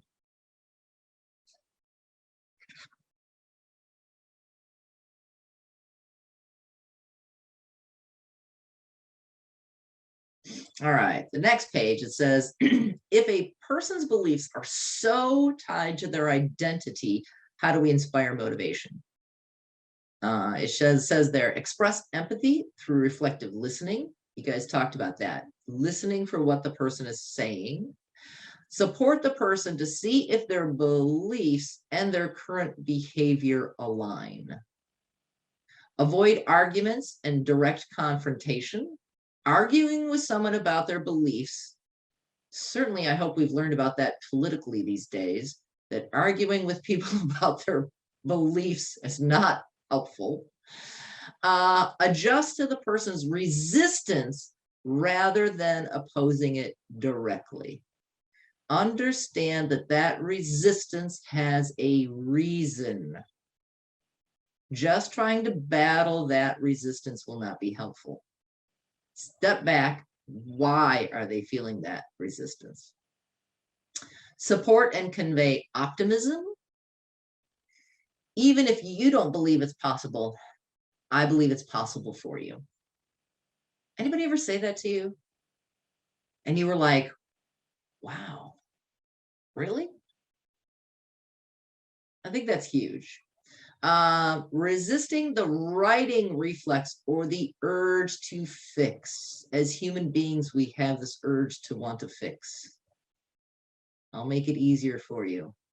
And we can't. Our recovery was ugly and messy and painful. So will theirs. And being honest about that is helpful. Don't feel the need to fix. Understand the person's own motivations. So roll with resistance. Listen to the problems and the fears. Roll with it. It is absolutely understandable to feel terrified going into rehab. Don't just say, oh, but it'll be beautiful on the other side. Roll with it. Do pause before discussing how the person can make a change. Don't just tell them that it'll be different. Pause for a moment. They want to know that you hear them and that you understand what that fear feels like. Listen for the person's insight and ideas. Do collaborate. Don't pressure, fix, or control. Don't use scare tactics. Don't forget to praise the person's efforts. I think that's one of the challenges traditionally with a lot of, especially when you get into the judicial system, is they focus a lot on that pressure, fix, control, and use scare tactics. And, if you push me, I'm going to push back. So I think it's a very helpful role. I'm glad to see the increased use of peer specialists in the court systems, helping people understand what that process is. Man, the more people told me what I had to do, the more I was not going to do it. So having a peer, if I'd had a peer to sit with me and, help me, and somebody told me that there are two ways of being controlled. One is to do everything people tell you to do, and the other is to do the opposite of everything people are telling you to do. I hated that. But it's helped me think about myself, about, am I just being controlled because I'm doing the opposite of what people are telling me to do? Very, very human reaction. So let's talk about the motivation equation. You often hear about people who are just not motivated. That happens when the activity or goal does not meet this equation. Ownership plus benefit equals motivation. I would say if somebody is not motivated towards a goal, then it's not their goal. They don't own it. They don't see a benefit. When people were telling you to get clean and sober, it wasn't yours. You didn't have ownership, nor did you, when they told you your life will be better if you get clean and sober, the benefit wasn't yours, it was theirs. So why would you be motivated? As human beings, unless we see the benefit and own it, we will not be motivated. It says, if the person has ownership of the change, if they feel the change is their choice, not something someone told them to do or something they should do, they will have an emotional connection to that change. The change becomes a part of their chosen identity. It becomes about their chosen belief. The individual must be able to see the benefits from their own perspective. A person will be willing to lay out the time, the effort, the money, or take the risk if they feel there will be a benefit on the other side. It is vital that you take the time to truly explore what things are important to that person. And again, it's not something that benefit cannot be defined, has to be defined by the individual. It can't be defined from the outside. How many people experience people telling them how much better things would be? Was that motivating? Or did you just poo-poo them? Yeah, whatever. Yeah, whatever. Your life will be better. Yeah, whatever. Until you saw that benefit. It's just a human condition that, I'm not going to take a risk, take the time, spend the money unless I see a benefit. It's just the human condition. Anybody, any feedback on that? Ownership plus benefit equals motivation. Anybody ever been able to help somebody through that?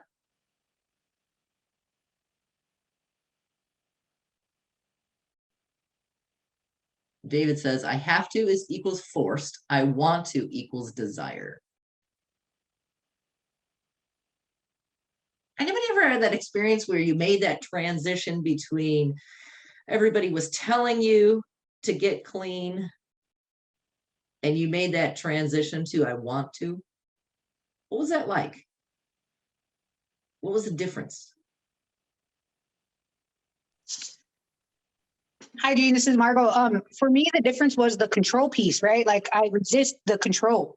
When I resist like somebody trying to tell me to do something, that's just automatically how I am, and for me being incarcerated, the first 3 times, like I just got out and then went right back to using, but the last time something clicked, is where I wanted it. I got tired of my own self, right? I got tired of going in and out of prison. So then finally it just clicked and yeah. Yeah, that sometimes there's just that aha moment. And it doesn't matter. That's what I'm saying about that force doesn't work. Is that there are people like, oh, they just haven't hit their rock bottom yet. No, they don't have ownership or benefit to be able to be motivated. And, here's the thing about that rock bottom is that, for example, in your situation, I'm sure you lost a lot of things. it's not about when you lose those things, you just become resigned. For example, when you lost your freedom, you just became resigned to, well, this is who I am. I'm an incarcerated person. That just became your new identity. It did not help you to build that ownership and benefit. Christy. In my own personal life, like I can relate a lot to what Margot was saying, that every time I would go in and out of prison, or I would be like, oh, look at this beautiful child that has no idea that I'm his mother, like everybody around me could say, oh, look at, how are these not enough reasons for you to get clean, or, but it's like, I had to realize why I needed to change my life. I needed to want that, and the second like a person realizes that, like everything changes. And it cannot be defined from the outside. Helping that person define that from the inside.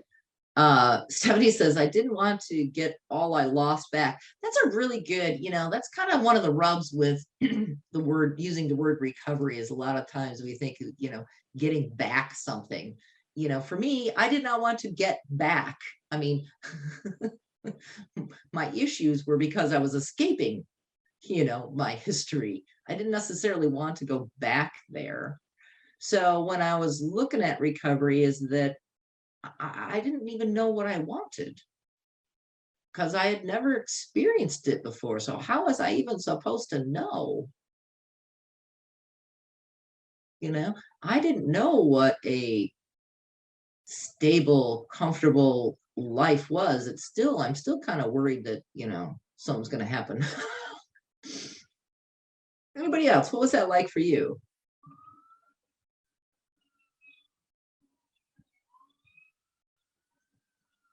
So Alexis says that drug court helped. I felt helpless for the first few months, but I was reminded that sobriety was possible. I think that's the power of a peer for sure. Is that someone can't say to you, I mean, we talked about the power of a peer in the system, is that traditional system can't say recovery isn't possible if you're standing there as a person in recovery. Well, the flip side is true, is that person in services can't say, well, recovery is not possible if you're standing in front of them. But she says, things started falling into place and the motivation and willingness started to take power. What were the things that started inspiring that motivation and willingness for you? Well, Alexis or anybody. I don't want to necessarily put her on the spot. Definitely pain.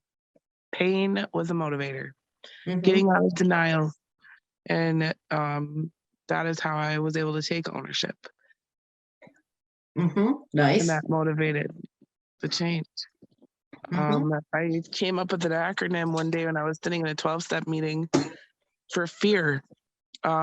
Everybody, knows the typical ones, but the one that I came up with for myself that I applied to my life was find every available resource. Ooh, I like that. And that's something that I've shared with everybody that I work with, because whenever I find that, I'm having fear, as long as I can connect with every available resource, it takes that fear away, and I'm able to move forward. So, but yeah, pain was my motivator. I like that better than, what is it? Face everything and rise, I've heard. Yeah. That's one. Or fake it till you make it. Yeah, I like that. That's much more active. Yeah, action required. Like that. That's the thing. Yep, there's action required. I'm writing that down. Can you repeat that, please? Yep, it's find every available resource. Thank you. Yes. I like it because it's more of a tool. I like it. Oh, thank you for putting that in the chat. Stephanie says the end of the tunnel got bigger and brighter. Now I stand in the opening. What helped you decide that the light at the end of the tunnel was the exit and not an oncoming train? For me, it was hearing other people's. So Here's me again with an acronym, HOPE, hearing other people's experience. Nice. That's what allowed me to see that that I had hope, you know, because other people before me was showing me the way and shining that light instead of trying to blind me, but showing me the way. Ooh, I kind of like that. I like that. I like that image you just had of instead of trying to blind me. Because I think that before I had that motivation, that ownership benefit, when people were all shooting on me, that I did kind of feel like they were just trying to blind me. I like that. Anybody else? How was that for you, discovering that ownership plus benefit? Hi, it's Sheena here. I think my recovery process was super slow, in and out of jail quite a bit of times. And I think what clicked for me is that I realized that I was a role model to so many people, that people were following me to jail. And I was like, why am I not leading these people in a better direction? I guess I realized that I could make a better change. You know, I could be a role model for a better change. And I didn't have like an aha moment. It was that happened months down the road in my recovery, that I was like, oh, wow, I'm actually doing this. Like, I never thought that I'd have the strength to do this. So it was definitely gradual. But once I got there, it was motivating that I was there. And that's what kept pushing me forward. When I would look back at my journey and see just how far I'd come, little by little by little. And even now, when I look back at my journey, I'm like, I can't believe I've done all this. It continues to motivate me and push me to want to grow and change and help other people reach their potential. I like that. I like that. I decided to use my leadership powers for good instead of evil. I like that. Because I think a lot of times in looking back, because like you said, that process is kind of gradual, we don't really look at what was that thing that decided, as people will say, yeah, I hit rock bottom, but there's multiple kinds of rock bottom. What was that thing that helped you decide to have ownership and see the benefits of making a change? Because remember, that's what we're trying to inspire in others. Sometimes we don't look at what was that moment for us. For me, it was really I got to tell you, for me, a lot of it was other people believing in me. And so I just blindly kept moving in that direction. I'm like, okay, if you think I can do it, I'll keep people I trusted, people that authentic peerness. Okay, if you think I can do this, I'll try it. Okay, if you think I can do this, I'll try it. And not necessarily, what were things for you? I haven't read the rest of it, but this first line, Alexa says, the pain was never bad enough for me to stop using. A lot of times people use that against us. Aren't you in pain enough? Haven't you lost enough? Haven't you this enough? No. Because that's not what was motivating. So I'm sorry, go ahead. Oh, she says, sorry, now I'll finish reading what she wrote. I just kept coping with manipulative tools. Manipulative tools, you know what those are? Survival mechanisms. Anybody that I really appreciate working with individuals who are labeled manipulative, because man, they got some rockin' survival tools. It started when I started seeing the benefits, like my kids coming back into my custody, getting a great job, helping others in recovery. If I would not have seen the positives, I would have kept going back to the negative. Again, you've got to be able to see those benefits. Eugene, were you going to say something? Yeah, I was.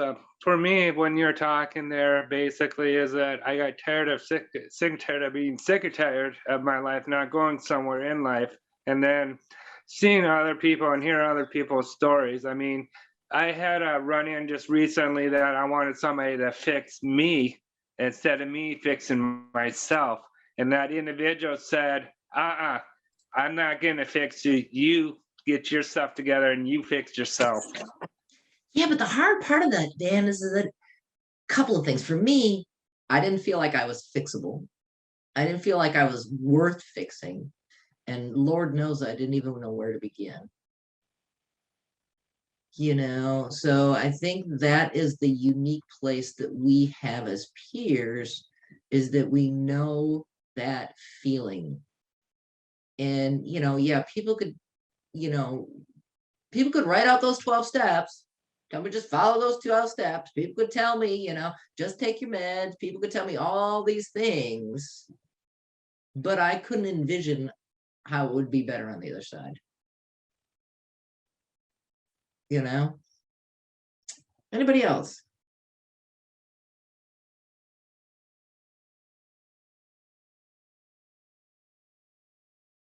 Samantha says in here that I think one of the hardest things is to realize your own worth. And I think that is huge. You know, we have legalized marijuana here in Michigan, and people were having fits about that, oh, you know, marijuana is a gateway drug, and, you know, pretty soon people would be using heroin, I'm like, marijuana is not a gateway drug. You know what the gateway to drugs is? Trauma. Why are we not focusing on trauma? You know, then maybe people won't need to use those drugs to escape, because of what that trauma does to our feelings of self-worth. And again, just like most of you, I certainly didn't talk about my trauma. I didn't want to go there. And the same thing's going to be true with the people you serve. They're not going to tell you that they experienced trauma. But what has that trauma done to their beliefs about themselves and their abilities?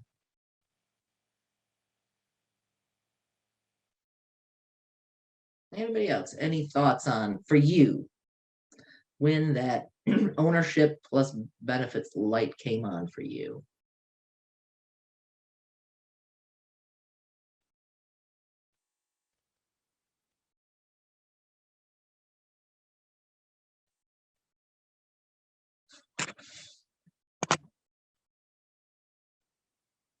All right, we'll go to the next slide here, and we'll talk about how do you use your story as a part of that motivation equation. There are three things we're listening for when we're talking to a person. We're listening for what their self-talk is, what they think their barriers are, and what a person's goals are. Now, 99.99999% of the time, people will not say my goal is blah, blah, blah. A lot of times they'll say it in reverse. I'm too stupid to go to school, or, you know, something like that. And in those instances, we can use our story to make a connection. When you hear what a person's self-talk is, I guarantee 99.9999% of the time, you've probably had a similar self-talk that you've learned to overcome. We're listening for what they think their barriers are. We use our story to build trust, not to talk them out of those barriers. You cannot talk somebody out of believing there's a monster under the bed. Build trust and saying, I understand why you feel there's a monster under the bed. There was a time I thought there was a monster under the bed, and leave it at that. Not, but it's all bright and sunny over here, and just leave it at that. And a person's goals, we're listening for a person's goals. What do they want in their life? We can use our story to provide hope. I mean, how many of you are doing things with your life today that you never, ever dreamed were possible? And you had multiple people in your life telling you it would never happen. Absolutely. You're using that story to provide hope. And sometimes providing hope does mean to say, path's going to suck a little bit, but you're going to learn a lot along the way. We use our story to better hear the other person's story. We don't use our story to just talk about ourselves. We use it to better hear the other person's story. Listening means we spend more time hearing the other person's story and only use our story to be able to listen better. I get lots of questions about when and how much to share our story. Understanding why you're sharing your story is important. We have a tendency to just share our story to provide inspiration. And I think it's a lot more complex than that. That it's not, you can't just, because if you're just using your story to provide inspiration, you're really just kind of shooting on the person. Use your story to make that connection, build trust, provide hope. Anything more than that, then you're just talking about yourself. And I think a lot of times, especially, as, young, early peer specialists, we have a tendency to just share our story as a testimonial. And there are places for that. But understanding that those testimonies are not necessarily always inspirational. Because how many of you, when you heard somebody's testimonial, would have said in your head, yeah, well, that worked for that person. They were not as messed up as I am. So understanding the complexity of sharing your story is about making that connection, building trust, and providing hope. Now, next up is we're going to skim through the 5 stages. Do y'all remember the 5 stages? Can anybody say them? I didn't think so. I would have been surprised. So I included in here a chart with the 5 stages. And so let's talk about these. Impact of illness. Now, I don't know if you can read through those or not, but if you remember, impact of illness is that when, that person is either first diagnosed or before they're diagnosed, where basically the impact of the illness is when the person is just overwhelmed by the impact of a mental illness or a substance use condition. Their life is just, out of their control. The danger is that the person will redefine themselves as this is who I am. There's a difference between back in the day when you said I'm an addict to when you go to a 12-step meeting and say I'm an addict. Those are 2 different things, right? So what are ways that you've been able to connect with a person in this stage who they have defined themselves as their illness? They do not see anything other than, oh my God, I can't tell you how many times I've met people and, hi, I'm bipolar. I'm like, is that your first name or your last name? That people just define themselves by their illness. Have you been able to connect with a person in that stage?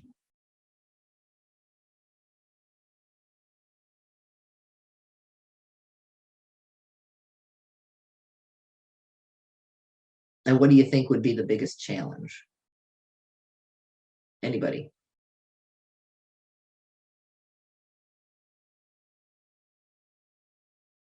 I mean, I guess in that stage, it's just easiest to relate and share my own experience first so that they know that they're not alone. Yeah, I think that's huge, is that helping that person recognize that they don't have to be that label and that they are not alone. I mean, because what do you see? What do you see? Anybody ever have, what do you see in the media about what it is to be an addict, what it is to be mentally ill? How many of you, were trying to live up to that and didn't really recognize there was something beyond that? For me, I mean, I kind of thought, well, this is all I can expect in life because I got this label. This is Eugene from Bismarck. But I thought with labels, I would say for me personally, I wouldn't go off the label. I would go off of the person, them or him or herself. I want to know them as a person, not their label. I don't care about that. Yeah, but what do you do if that person is labeled themselves? Try to encourage them to look past the label and say, hey, I understand. I've been there. I've been through this. How can we work this out? Mm-hmm. And that, if you get a label, it doesn't mean it's a life sentence. Helping people recognize that. Mm-hmm.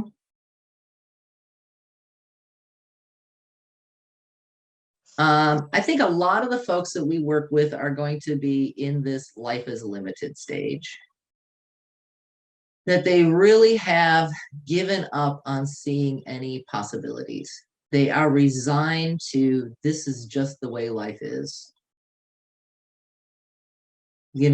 And understanding that that is a safe place for people to be. One of the quotes with this stage here is that giving up was the solution. Again, talking about, well, they haven't reached their rock bottom yet. No, giving up on all those things is a solution.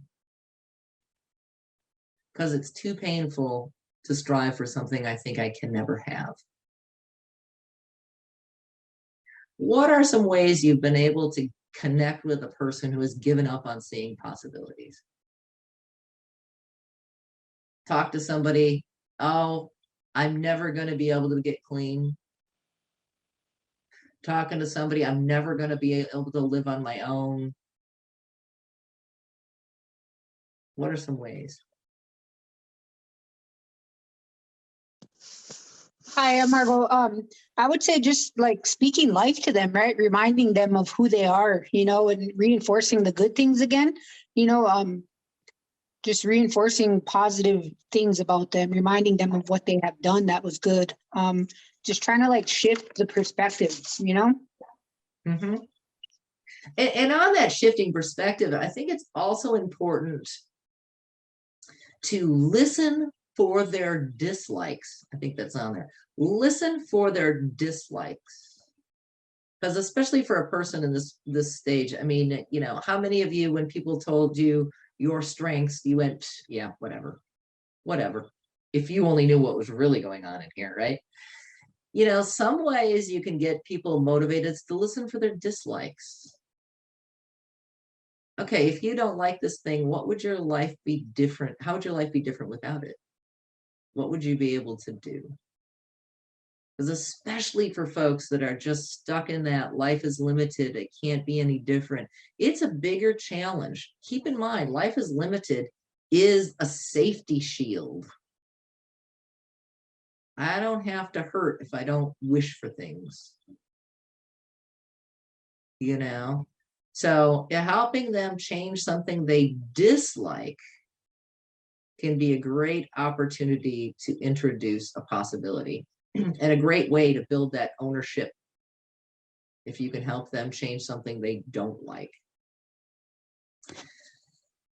The biggest challenge for a person in this stage, I think, is going to be making that connection, because you will find, here's where you will find out whether you're shooting on somebody or not. Because every idea you come up with, they will shut you down. Every idea you come with, they will shut you down. You know, these are definitely folks that are stuck in a place of I can't. And it's not because they're lazy. It's not because they don't want to put in the work. Is that they do not see it is possible.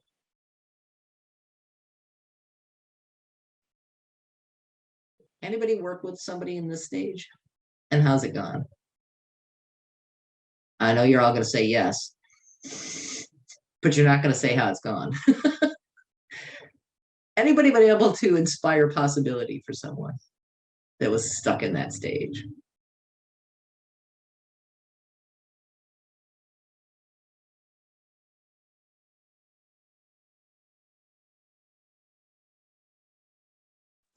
Hi, it's Margot. I was gonna say we just had a client that was in, or she's in this stage, right? But like, a lot of people like pull away from that, you know, and they don't stick it out, you know. And looking at it like maybe they already got trust issues, right? They're already used to everybody giving up on them, so maybe just like, you know, sticking it out with them. That's huge. I think that's huge. Is that I think a lot of times people push away, they reject help, you know, all that kind of stuff because they have those trust issues. And it's safer to stay in the life is limited. So I think that's a huge one about not kicking them to the curb. That I think that is huge. I think because I think most of the time, again, anybody here get kicked to the curb? Did that not just reinforce staying in that life is limited stage? I think sometimes, and I think oftentimes that's a challenge for agencies, you know, agencies have to have, you know, for example, certain expected levels of behavior, let's say. But how do you balance that with understanding that person is in the life is limited stage?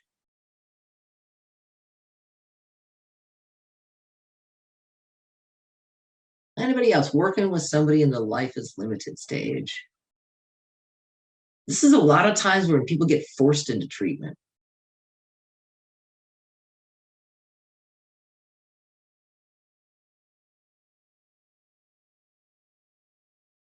Erica says, only with a lot of patience and active listening.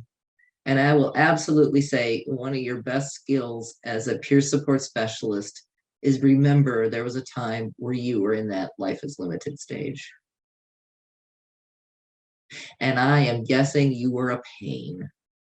Oh, wait, maybe I'm projecting, sorry. You know, and way to use labels, Jean. Come on now. You know, and so understanding that the same thing is going to be true for the people we serve, you know, is that, you know, I wasn't a pain just to be a pain. I was a pain because I did not see there were any possibilities.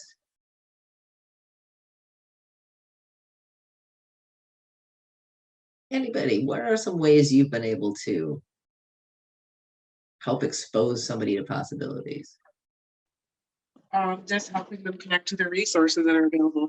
Again, it's that fear, finding every available resource, hearing other people's experience, you know, and just pairing that together and providing them hope. The big one is supporting someone to use resources. I mean, I know back in the day that I was afraid of utilizing resources, you know, so going with someone. And then the other part of resources is that, and we'll talk about this a little bit, is sometimes they're so hidden. I didn't even know what was available. I will tell you, you guys are all living examples of possibilities. And that means don't just share with individuals how great recovery is. You also have to say, I remember when I couldn't. Or I remember when I didn't think I could. And share with them that, how it felt for you in that place. Again, don't just turn it into rainbows and unicorns, but sit with them and that, yes, I remember what it felt like. They already know you're doing okay. You don't need to tell them that part. They need to know that you have felt those feelings.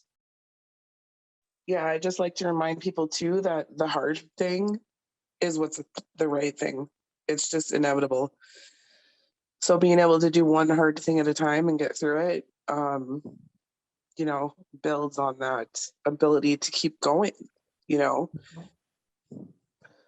It seems like whatever's the right thing to do is always going to be hard, mentally, physically, emotionally. It's the hard thing, and just letting them know that I did it too. If I did it, you can do it. I'll do it with you. Let's go together, And that hard doesn't have to be horrible. We tend to think of if it's hard, it's horrible.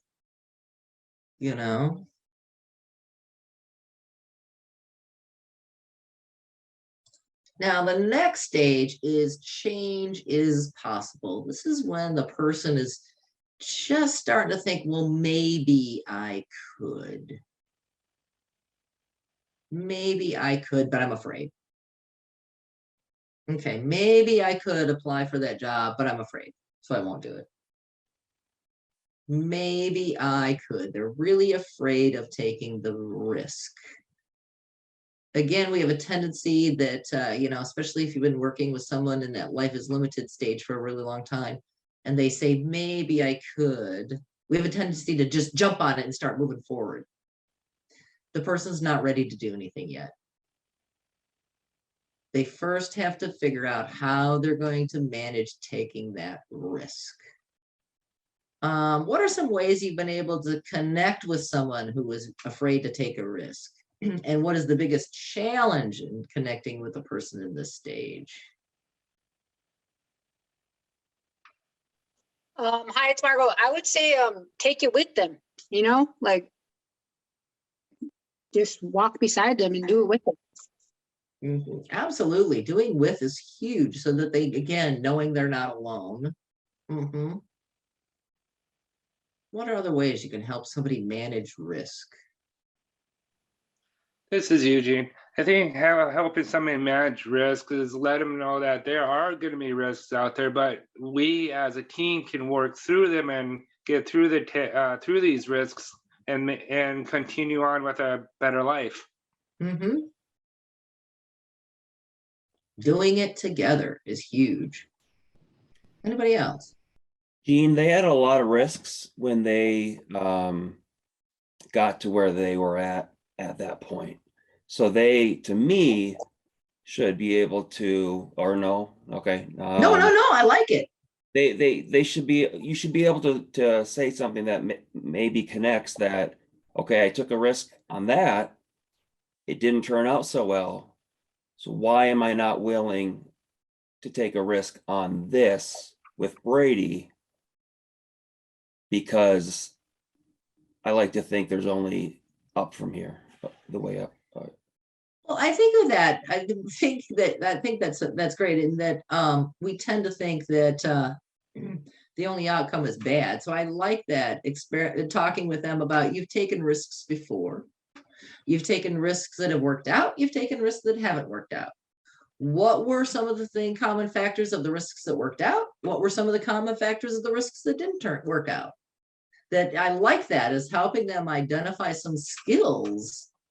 Because you're right. We do take risks every day. Is that help them? I like that a lot. That's pretty cool. Samantha says doing a pros and cons list. One question I really like if folks are considering doing something is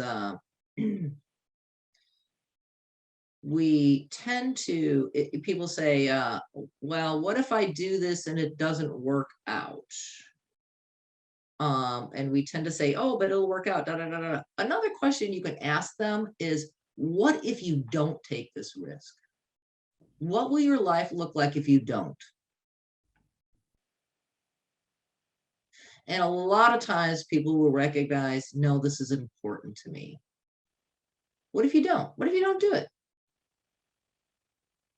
Sometimes you do want to look at that flip side. What if you don't? Well, I don't want to be stuck here forever. I think that can be very helpful.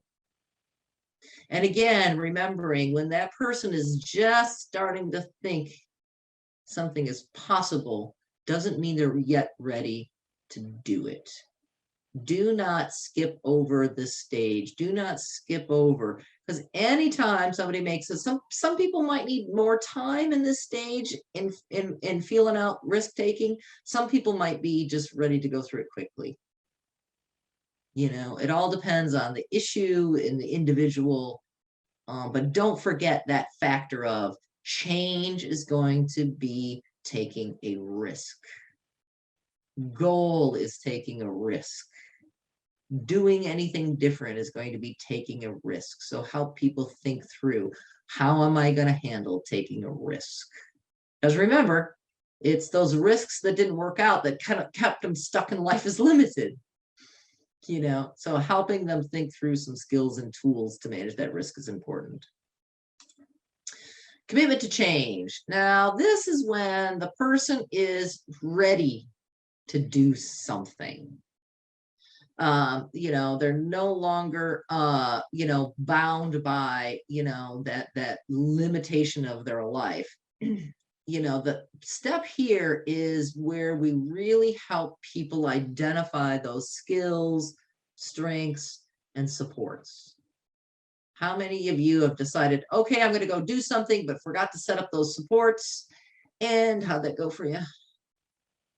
This is, again, where I really like that. Find every available resource. I like that, because we're transferring out of that change is possible, where you're afraid of taking a risk, into that commitment to change. And it is all about finding those available resources. And again, I tell you, they keep so many of those resources secret. Some of those resources, I hate when you have resources that you have to jump through hoops for. You know, I mean, even one of our shelters here, you have to pray before you can stay. You know, and it really kind of bothers me. You have to go to their prayer service before you're allowed to stay in the shelter overnight. And even that kind of weirds me out. You know, in that you know you're making people jump through these hoops before they can get support. So helping people identify supports. And the other thing with that is helping people figure out what's the right kind of support. You know, again, going back to talking about multiple pathways stuff, is that how many people so many people I've known that have given up on recovery because the path they were originally shown just wasn't working for them. And nobody took the time to help them find another pathway. So helping people find what supports they have. You know, the other thing is helping people find their own strengths. How many of you in your early recovery thought you had any strengths? You know, most of us didn't. So helping people examine those strengths that they have today is huge. So what are some ways you've been able to connect with a person in this stage? And what do you think the biggest challenge is with connecting with a person in this stage?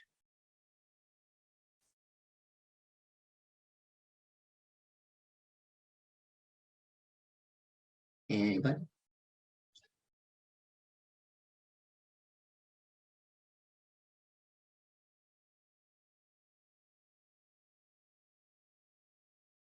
Anybody ever encounter people that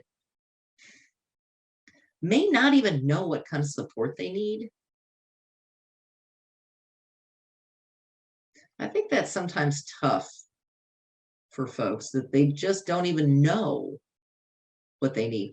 You know, heck, if I knew what kind of support I needed, I probably would have already done it and wouldn't be stuck here, right? So helping people think through what kind of support they need is important. Anybody else, any thoughts on commitment to change? Don't assume people know. Go ahead. Hi, my name is Justin. Trying to figure out change for some of our clients. We have a client here now that is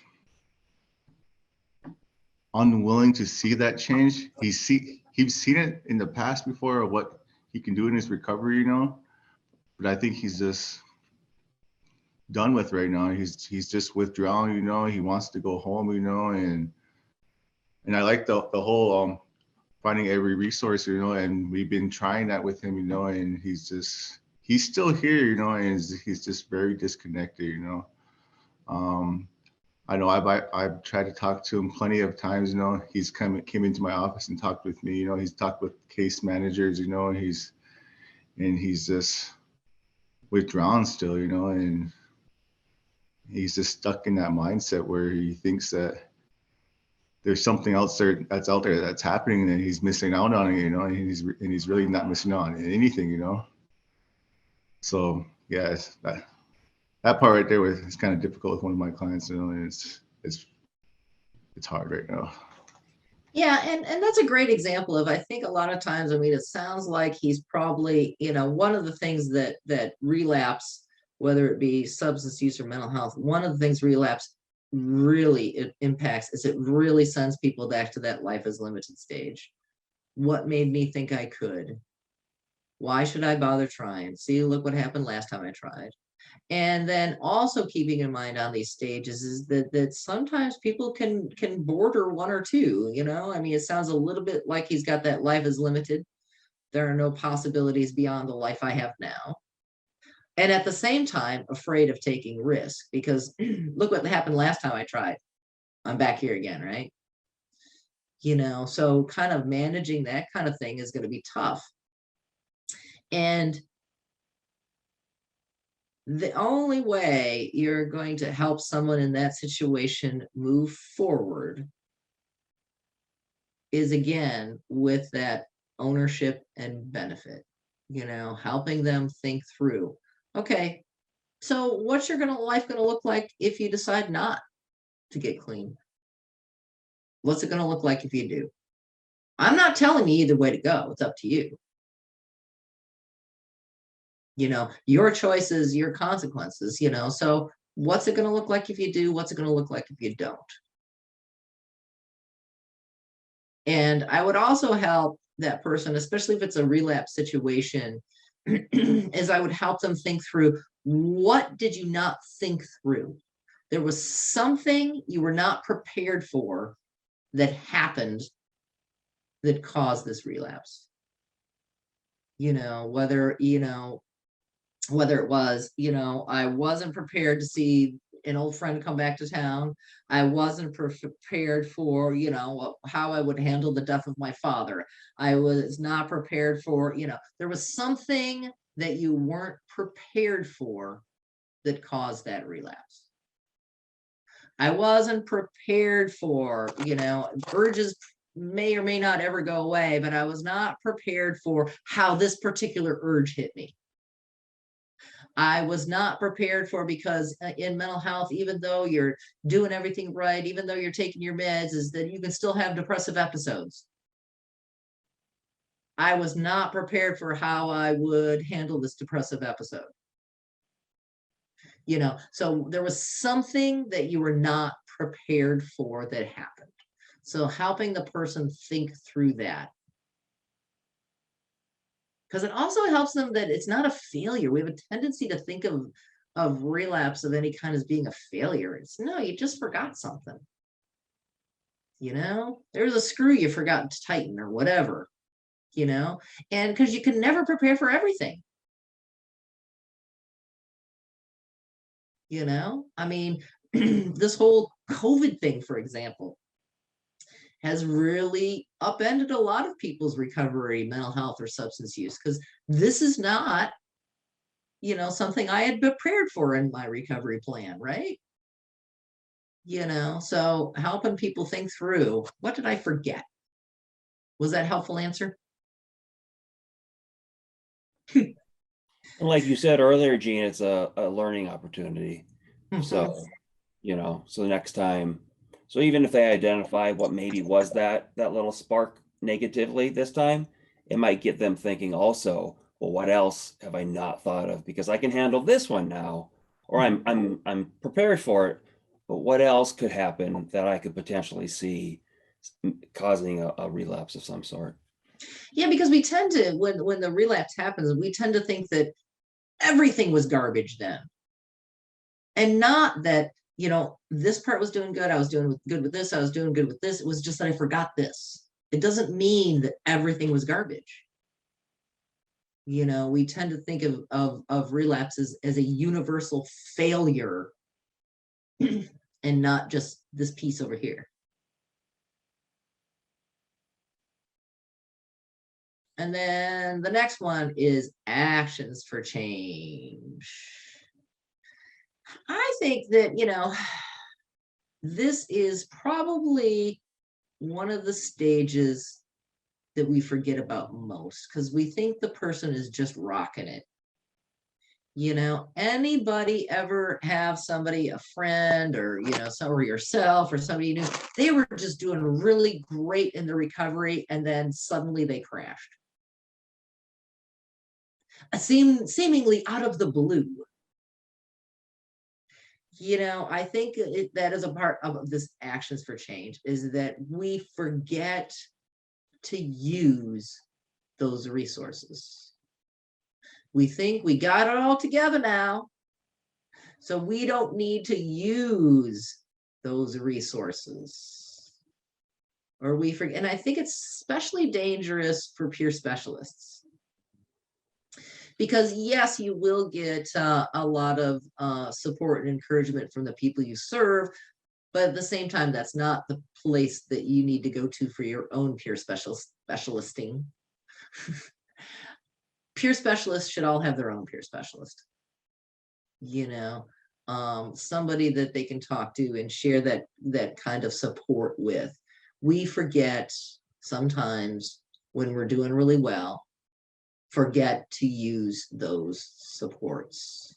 And we're going to talk about that more at the end today too. I think that's hugely, hugely, hugely important. So anybody, what are ways you've been able to connect with a person in the stage?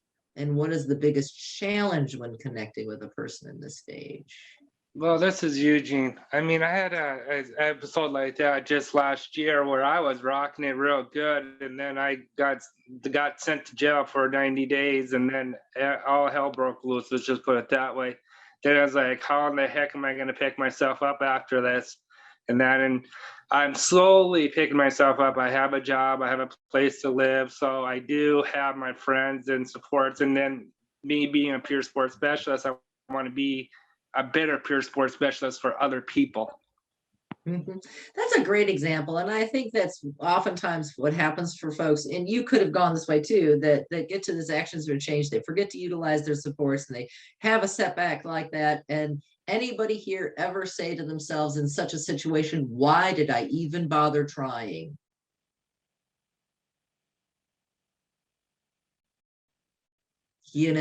Exactly. And so how do you help people not just decide, why did I even bother trying? And helping them work, because sometimes, again, that folks can be sent back to that life is limited stage for a limited period of time. Doesn't mean they have to be stuck there. So understanding with these stages is that how is that person's beliefs impacting their behavior in the moment? If you're working with someone and they are resistant to your ideas, they might be in the life is limited and cannot see the ideas. If you're working with someone that, just can't seem to get rolling, they might be afraid. If you see somebody that's, just ready to do something but doesn't know how to start, they might be lacking supports.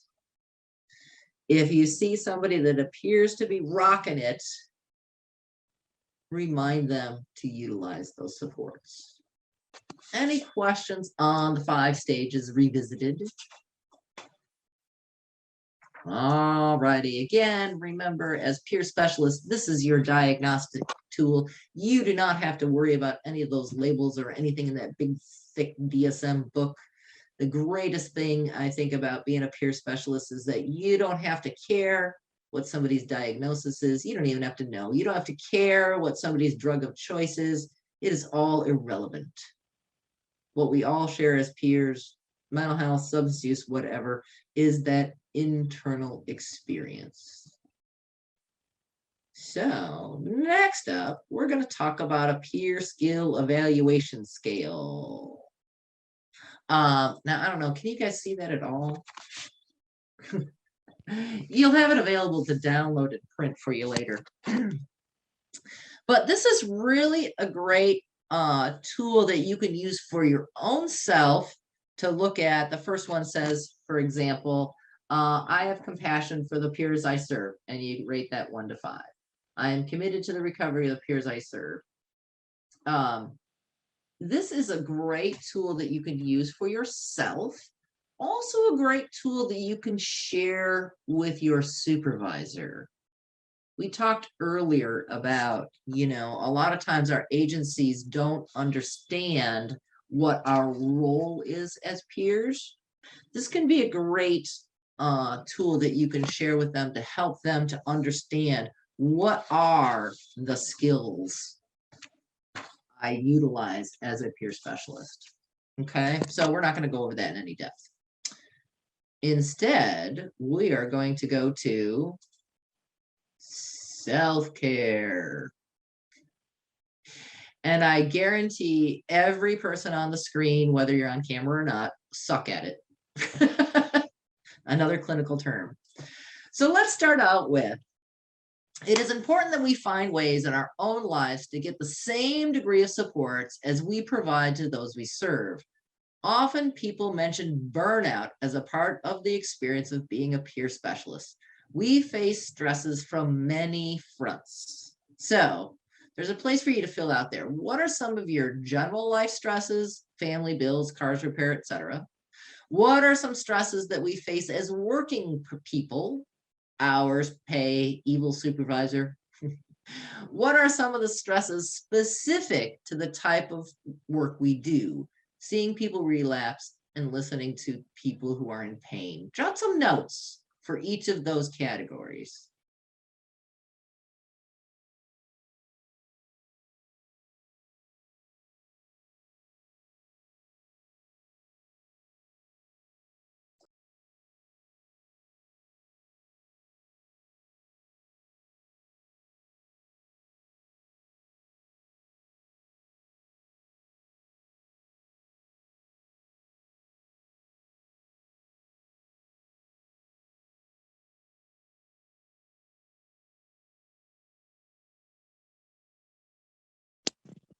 Are you just asking those questions, Jean? I'm sorry. Make some notes. Make some notes for Okay. each of those questions. There are 3 questions. What are some general life stresses? What are some stresses we face as working person? And what are stresses specific to the type of work that we do? Just make some notes for each of those questions.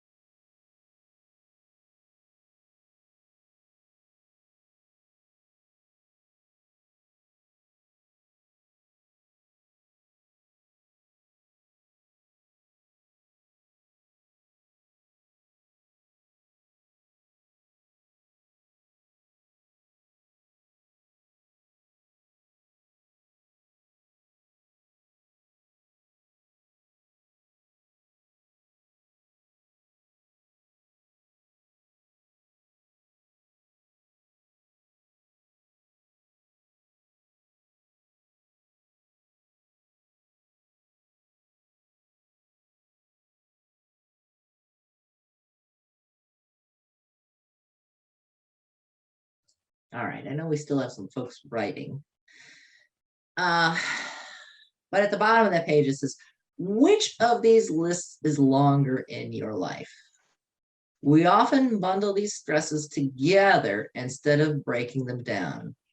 Stress is a normal part of life. We will always have family nagging at us. We will always have days when we hate to hear the alarm go off in the morning for work. We will always have difficult things to face on the job. The question is, what do we do about it? The responsibility for our stresses rests not in our life events, having a job or the work that we do. The responsibility lies on our own shoulders. What are we doing to take care of ourselves? Burnout is an inside job. I do not like the term burnout. I do not like the term compassion fatigue. Do we have happiness fatigue? Compassion fatigue kind of tells me that it's the fault of the people we serve. Instead of, we need to be doing what we need to do to take care of ourselves. That doesn't mean, I mean, you know, if you are working in a situation that has, that is triggering some of your own stresses and trauma, it might mean you need your own therapist. They always say therapists should have their own therapists. You know, burnout is an inside job. And if we are not taking care of ourselves, we're going to start hating our job. And when we start hating our job, it'll translate into the services we provide. Make sure, somebody mentioned earlier about that they work kind of around the clock. It's not a healthy way to be. Make sure that you are taking time to take care of you. Sometimes, especially for peers, our work can turn into our new addiction. I finally have a purpose. And we get, finding that meaning and purpose in your life can be just as good as any drug, you know, that what it gives you. But it can also be just as destructive as any addiction. So making sure that you're taking time to take care of yourself. Life is not about balance, it's about priorities. I kind of like that. And, you know, they say that, you know, you can't be there for somebody else unless you're also taking care of you. It's very true. And sometimes keep in mind, especially those of us with histories, we don't necessarily know how to do that.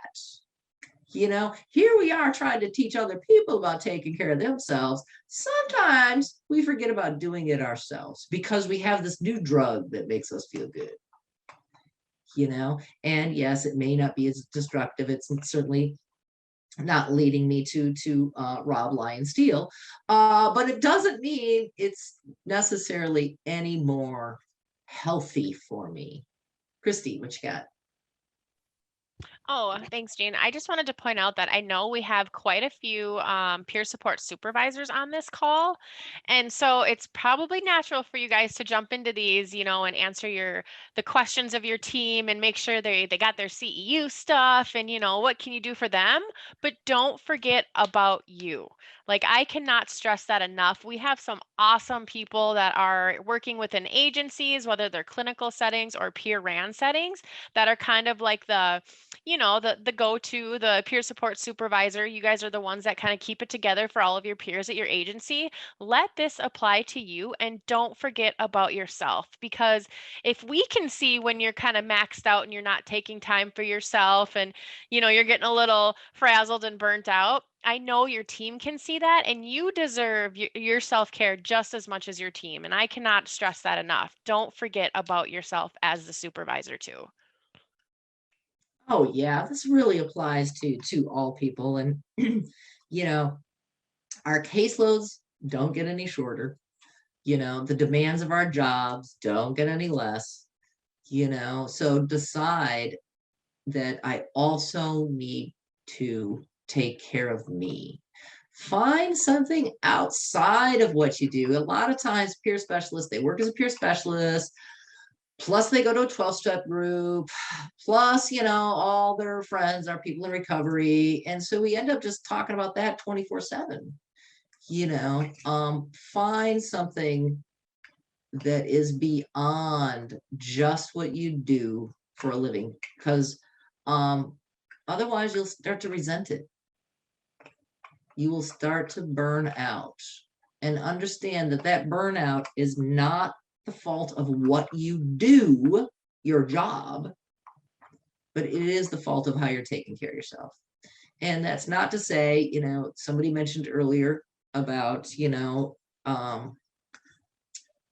sometimes we will lose people in this profession, whether it be to overdose or suicide or something like that. Find supports for that. But those type of incidents are a smaller percentage of our job than some of the other things we face. Make sure you're doing what you need to do to take care of you, whether it be a hobby, whether it be whatever. Make sure you're doing what you need to do to take care of yourself. So, can you guys read this next page? Can you read it? Folks that did not print it out.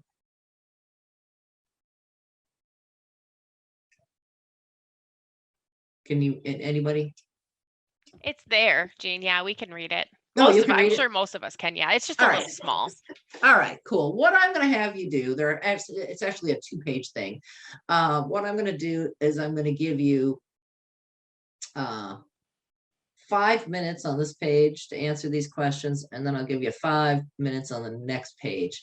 And this is kind of a self-assessment of, are you taking care of yourself? So I'm going to give you like 5 minutes. I'm going to shut my camera off so I'm not staring at you. Maybe.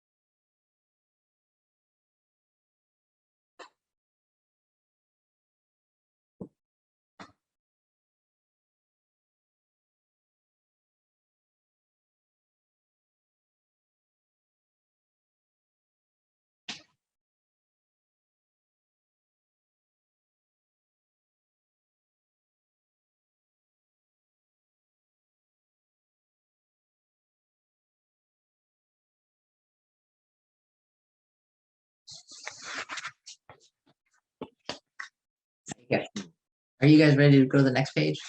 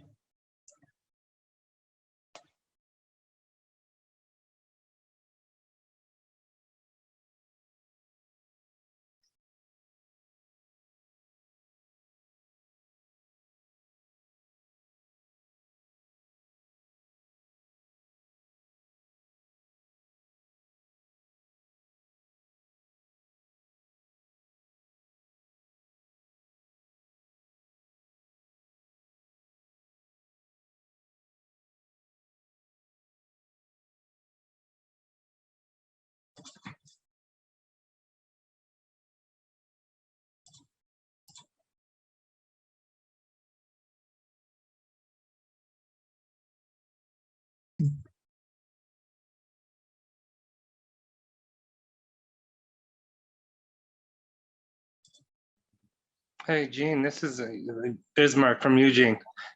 Somebody was asking, is there a way we can get this copied out? Because it's a little bit hard to do on a smartphone. Hey, Eugene, did you receive an email from me last night with the Zoom link and an attachment on it?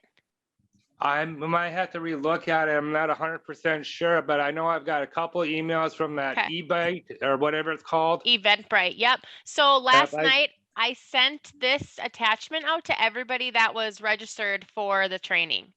Okay. So I'm gonna have to get a copy printed off because it's kind of hard to do this on a phone. Yep, yeah. So yeah, if you go in your email, you'll see the PDF attachment. So just open it and you can check it out in there and print it or do whatever you want with it. Okay, that'd be good because I got a few people that can help me print it out. Thank you. Yep, no problem. Cool. Yeah, we wanted to send it out to you so that you would also have this to be able to look over, you know, in the future.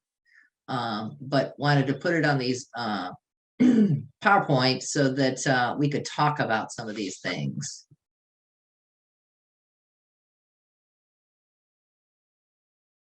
Everybody done with this page?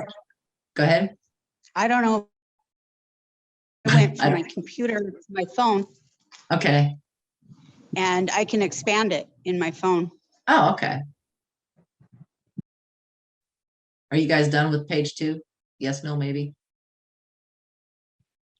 Okay, did everybody get done with this list shape now? All righty, so here are your results. It is important for you to periodically review your self-care along with your needs and action plans to meet those needs.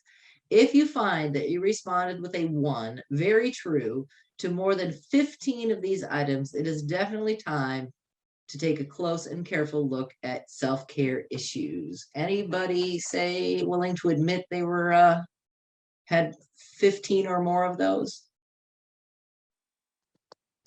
No, but I had 9. 9, that's getting close.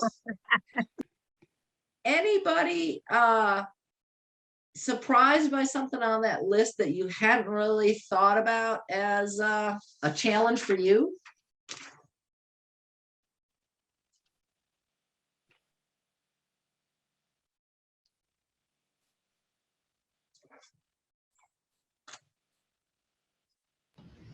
Hi, my name is Justin. I put a 2 for people relying on me for support, just being humble. Mm-hmm. And it's hard. That's a great one. How do you find that balance between, yes, it's a part of your job that people look to you for support, but how do you not let that overwhelm you? Mm-hmm. Yeah. One of mine is, I feel anxious when I'm not busy. I kind of enjoy that part of me. But I guess like anything else requires balance. Anybody else, something on this list that's a struggle for you?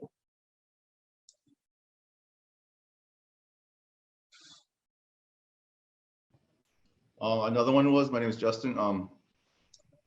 It's hard for me to express my sadness. I mean, in general.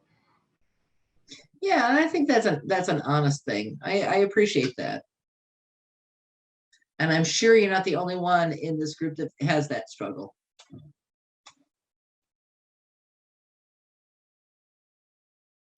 You know what's really interesting is that as peer support specialists, we are expecting the people we serve to be vulnerable with us. But it's just as big of a challenge for us to be vulnerable. Mm-hmm. Kyle says, forgiving myself is the hardest pill to swallow. Mm-hmm. Mary says, I take work home frequently. That's certainly been, I never wanted a desk, an office desk at home. never wanted one. And then the world shut down. In fact, I was in North Dakota when the world shut down. I wasn't sure if I was going to be able to get back to Michigan. Jean, that was the whole point. So we It could was- keep you oh, forever. That was your fiendish plot. I got you now. I know, a whole worldwide pandemic just to get Jean to stay in North Dakota. Anybody else? Something that's hard to remember on this list? Oh, this one. It is best to not to need others.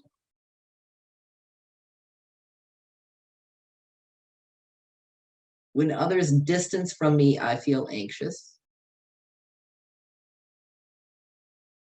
It's interesting how, this is really talking about, kind of our work burnout, but how many of these things could be utilized as the people we serve, I could totally see people we serve feeling it is best not to need others. Mm-hmm.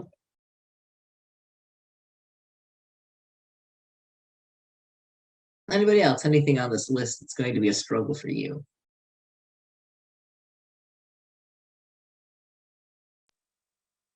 Hi, it's Margot. For me, that same one, Jean, with this past spring break, I struggled with not having the extra stress of school or to do schoolwork, because I have 15 credits this semester. I work 40 hours a week at a treatment facility.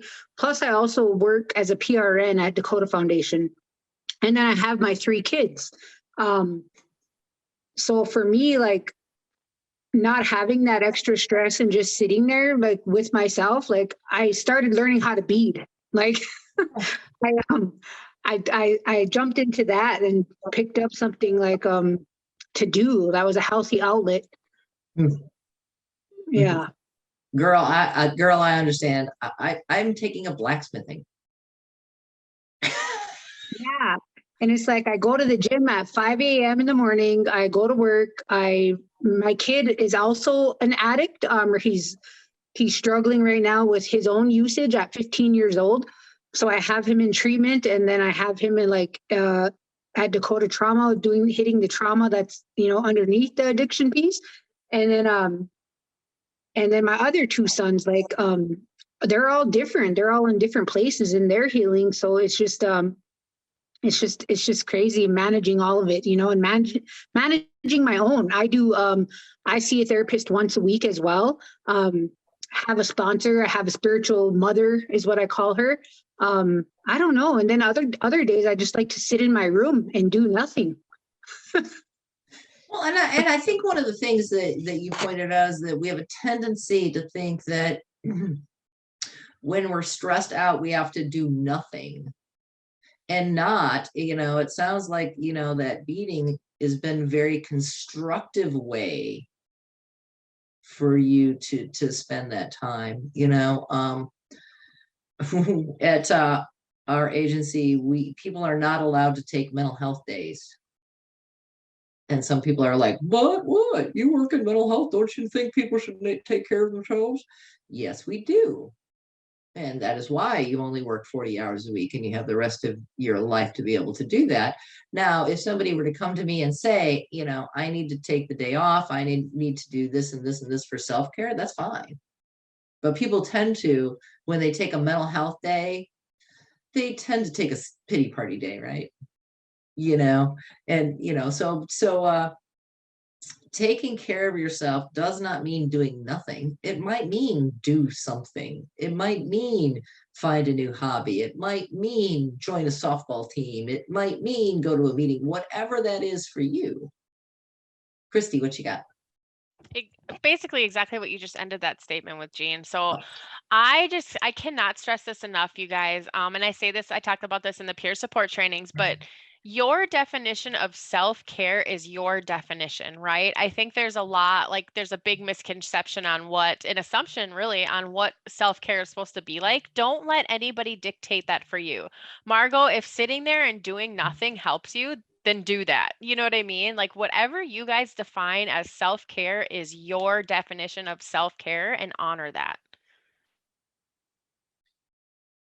Yeah, I really think that everyone should take up blacksmithing, and I just started taking this class. I was doing some stuff last summer, but oh my God, I can't tell you. I know I've only said it multiple times, but it's very therapeutic. You know, pounding hot steel is very, I think everybody should do it. And some of you are like, what? Jean, you should go on Forging Fire or whatever that show is. Any desire to make a knife is all. I don't care about knives. I've been a receiver of those things you mean, and they could be considered knives. They are That's pretty true. sharp. That's true. Anybody else, something on this list that's going to be a challenge for you? Somebody in there I just caught my eye too, is that I struggle with receiving versus giving. How many of us have struggles with that? You're great at giving everybody else compliments, but hard at taking them yourself. Why do we do that to ourselves? You know, why do we know how much it means? Somebody said that to not let somebody, you know how good you feel when you're supporting someone else and you're there for someone else, right? You know that good that makes you feel? You know, when you don't let somebody be there for you, you're being selfish. It's like, wow. I was like, man, it's true though. You are disallowing that person from having that same good, warm feeling. I know, Justin, I know. It hurts though. It hurts to hear it. It hurts to hear that I can be selfish.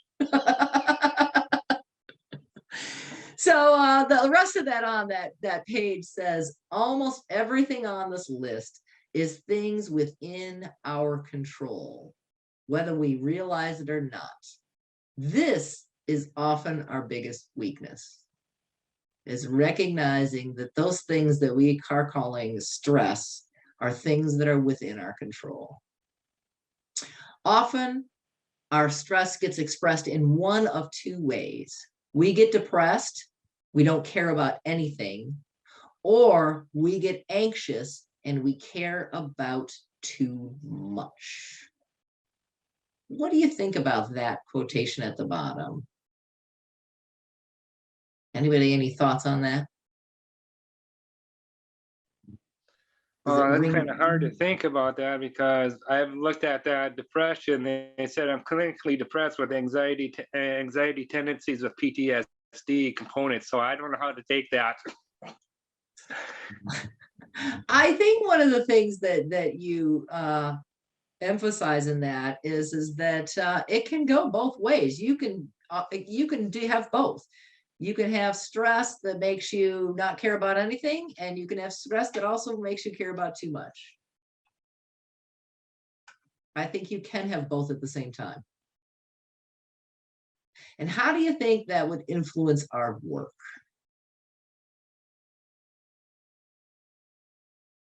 Anybody?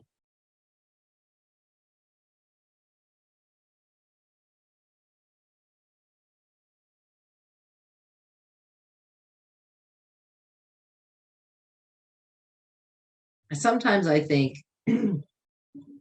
that's where that statement of I'm not going to work somebody's recovery harder than they are comes from. That very thing.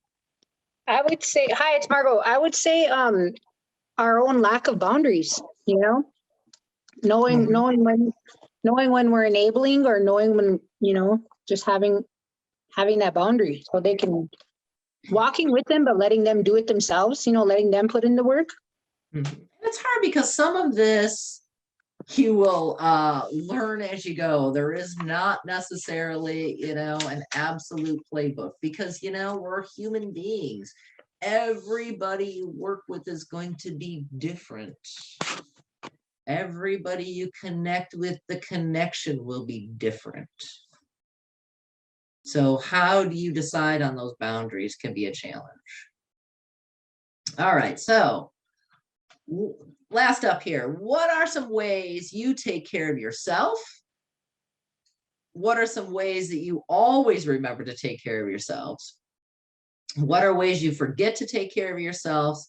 And what areas of self-care do you need to improve? You can answer any or all of those questions. Anybody willing? Well, this is usually from Bismarck. I think that first question, what are the ways you take care of yourself? I think mainly for me, I take care of myself by going to school, going to college, stuff like that, talking to people at the soup kitchen, stepping outside my door, even though it's like 30 below some days in North Dakota here, and just admiring what the stars and what the God had created for me. Mm-hmm. Nice. Stephanie, I see in the in the chat has, well, I'll read you the other ones too. Working out, eating right, having hobbies, sleep, playing pool. But Stephanie's was sleep, routine, showering, and reading. Last year, we started a peer run warm line. And a warm line is basically, people that are struggling, they aren't like suicidal or anything like that. They just need a peer to talk to. And I cannot tell you how many people would call up and say they were struggling. And then the next thing out of their mouth was, please don't tell me to take a bath. Because I guess everybody they talked to that said and they said they were stressed out, everybody would suggest, well, why don't you take a bath? Or breathe. That was the other one. Don't just tell me to breathe. Because everybody's is unique. So that's one of the things I like about playing pool. Not something that would immediately come to mind as a self-care technique, but it works for that person. Sleep is a big one. Ooh, kite flying. Wait, stand-up comedy. Wait, back up to the stand-up comedy. I gotta know, are you watching it or doing it? Oh, Kelly says that diamond art. I think that diamond art is as into tedious projects as I am. I don't know if I could do that one. She says sometimes both. I love that. All right, I want to see that stand-up comedy routine. So it sounds like you guys, now here's my question. You guys have a lot of stuff up here for your self-care. My question is that how often do you forget to do it? Do we prioritize that just as much as we do other stuff in our lives? Or when life is getting busy, reading and horseback riding and diamond art falls to the side? Why is it not just as much of a medication for our recovery as anything else? So what are some ways you forget to take care of yourself? Running half marathons. I do not understand running, man. If I'm running, there's a problem. So what are ways you forget to take care of yourself? I find excuses and not do some things. Mm-hmm. Sometimes it's hi, this is Margot again. Sometimes it's like taking on too much, right? Not saying no. Not managing time. Yeah. And it's hard because there are a fixed 24 hours in a day. How am I going to prioritize that 24 hours? Mm-hmm.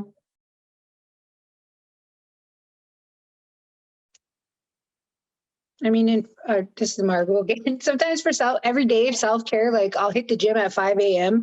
I'll come home and then even if it's just 5 minutes of meditation before I wake up my kids, and just having that little 5 minutes just for me and quiet, like that's pretty much what I need to recharge for the day. Mm-hmm. Yeah, in the chat I see I get burned out easy if I'm not prioritizing my self-care. But I also see on here I don't have time.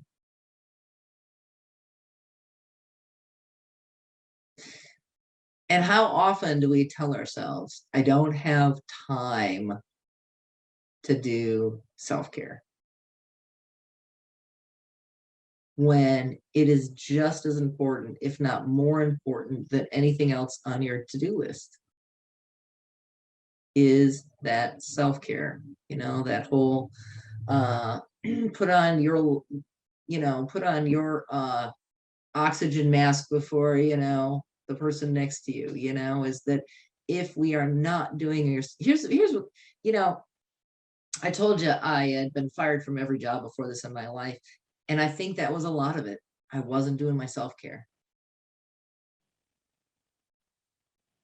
And, so as far as your job goes, if you're not doing that self-care, it's going to come out in one form or another. And yes, the options is that you're going to hate your job, or, you're going to get fired from your job, or, isn't that worth making time for? There was a time in your life that your recovery wasn't worth, in your mind, investing time in. Your self-care is just as important. It is your recovery. Your self-care is your recovery. It's what's going to keep you there, is that taking care of yourself. Brady says, I read that physical activity has been proven to help out as much as most meds. And I'm all good with that. I just don't know about the running part. I know they say the runner's high, all that kind of stuff. Just doesn't ring for me. Actually, I'm very impressed. I joke a lot, but I'm very impressed by people that like to run. A half a marathon, man. I can't even imagine. Anybody else? What's your biggest challenge to take care of yourself?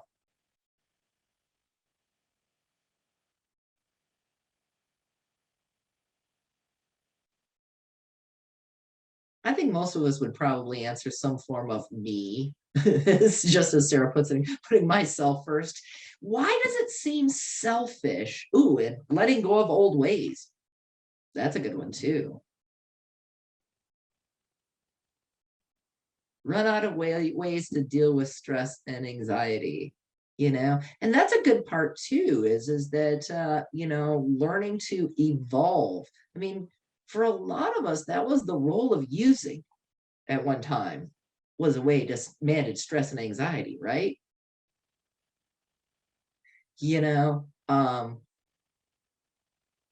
It can be, if you're not managing that stress and anxiety, it can be a pathway back there. And none of us are looking for that. But with that, also that, looking for new and creative ways. I never would have thought blacksmithing would be a thing, that would be fun to do, but it's really fun, so whether it be, I like the learning to play pool, whether it be that diamond art, whether it be running. I can absolutely roll that one off mine, but if it works for you, it works for you. And it's really funny, you will find that some people have the most fascinating stress management, self-care things. For some people it is go to the spa, or go get your nails done. It's figuring out what works for you. And the same thing, and this also applies to the people we serve. Had I learned good self-care, I probably would not have ended up in the system, right? The same thing is true for the people we serve, is that don't assume people know what self-care is or what it looks like for them.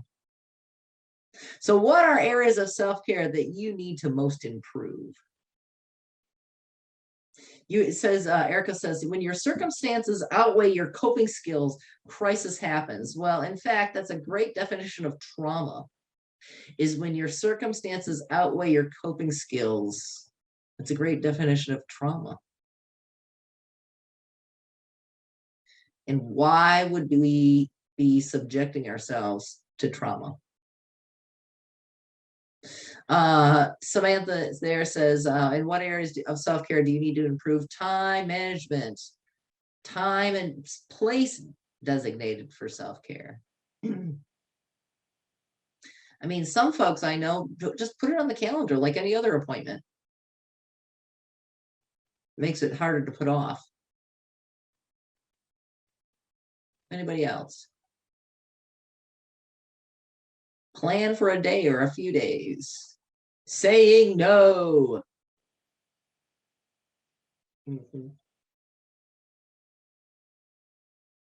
here's the thing with saying no is that we expect people to be happy when we say no.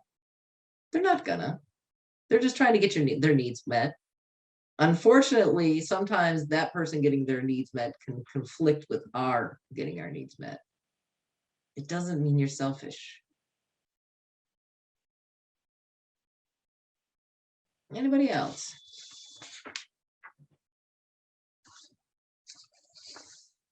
All righty, we have come to the end of the PowerPoint, so I'm going to stop sharing. Ooh, there you are. Hello, everyone.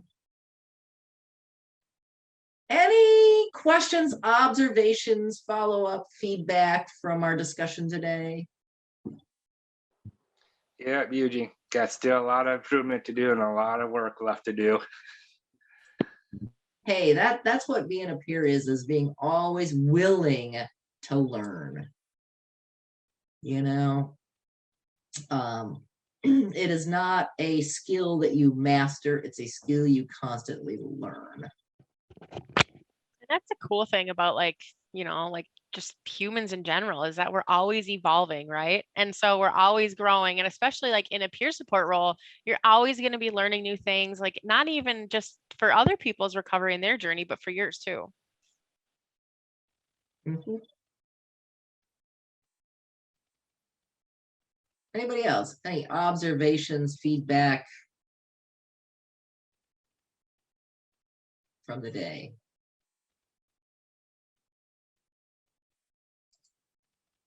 Y'all are just hungry for lunch, aren't you? I think this was great, Gene. Because I attended back in January, the very beginning of January. Got hired in training by somebody. No names needed. And anyways, it's just taken a while. Got kind of talked into care coordinator. So it's been a long time coming now. And I had a job that I had to finish out because I felt like I owed them a month as opposed to 2 weeks. So I kind of feel, and I've been saying, I'm kind of forgetting all the great stuff they taught me. So I've been going through the booklet it's more than a booklet. The dictionary that you guys provided to us, but it's very beneficial. I really enjoy it. And so when I saw this, I had something else planned work-wise for this morning. That was gone. That wasn't even a question. So if you guys ever wonder if these are valuable, just know they are to Brady. Well, and I think that's true. I think that always finding ways to be able to reconnect with your roots is going to be really important. You guys again are the cutting edge, and you want to make sure that cutting edge doesn't get dulled. And a lot of you who are working in agency settings and stuff like that, sometimes you are in the minority in your workplace. So finding ways to reconnect and connect with each other is going to be hugely important in the success of your career. Think about it, man. Y'all have careers as peer specialists. A career. Man, before this, I was lucky I had a job. Y'all have careers, Think about that. It's going to be important to your career as a peer support specialist, as well as the profession of peer support specialists in North Dakota. Dan. I don't know where this is going to take me, this journey, but if I have you in any other training again, I expect to see some blacksmith work, the next time I don't have any up here. Yeah, when you talk about it so much, I expect it to be part of the presentation. There's my copper. Oh, wow. Holy. I also made the anvil too. Wow, I was Dean, I was gonna say I could go grab mine. That's beautiful. Oh. That is cool. Oh, was great. everybody, we are so glad that you guys joined today. And, you know, I know like I said, we have people that are supervising peers on this call. We have peers on this call. We also have people that are interested in becoming peers, right? And so in the chat right now, I'm going to drop my email address. I want you guys, if you guys need to spam my email with questions or refreshing courses that you think, you know, we could pull Jean in to do, like whatever you guys think we could help you do to strengthen your peer role, like let us know. We want to be able to continue to provide these opportunities to you guys pretty regularly. As for the survey, so I am also going to, along with my email, I am going to put a link in the chat, and this link is going to take you to a survey. Fill that survey out, and that's going to be how you get your proof of attendance if you need one. I know not everybody on this call is going to need one. Give me about 7 business days to get all those certificates created and sent out. Also, if there's people on this call that want, you know, information about the next upcoming peer support trainings, again, take my email from the chat and feel free to reach out anytime with any questions. And honestly, guys, just thanks for being you. You guys are all gems and you're amazing, and we're so grateful for you.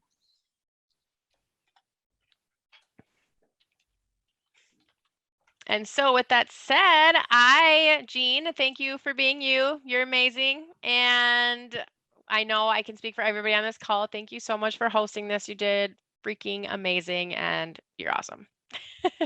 Thank you guys so much. And thank you guys for your participation. You know, I'm not very big about, you know, just talking into space. So I really appreciate all your interactions. And I'm so enjoying watching the profession of peer specialists evolve in North Dakota. And it's all because of you guys. You know, North Dakota's peer support workforce is going to be what you guys make of it. So thank you so much for being here. And thank you so much for being a part of this. I appreciate it. Thank you, Jean. So I will go ahead and I will leave this up for just a few more seconds so people can grab that survey link out of the chat. And then again, feel free to email me if you guys have any questions, and you guys have a great day.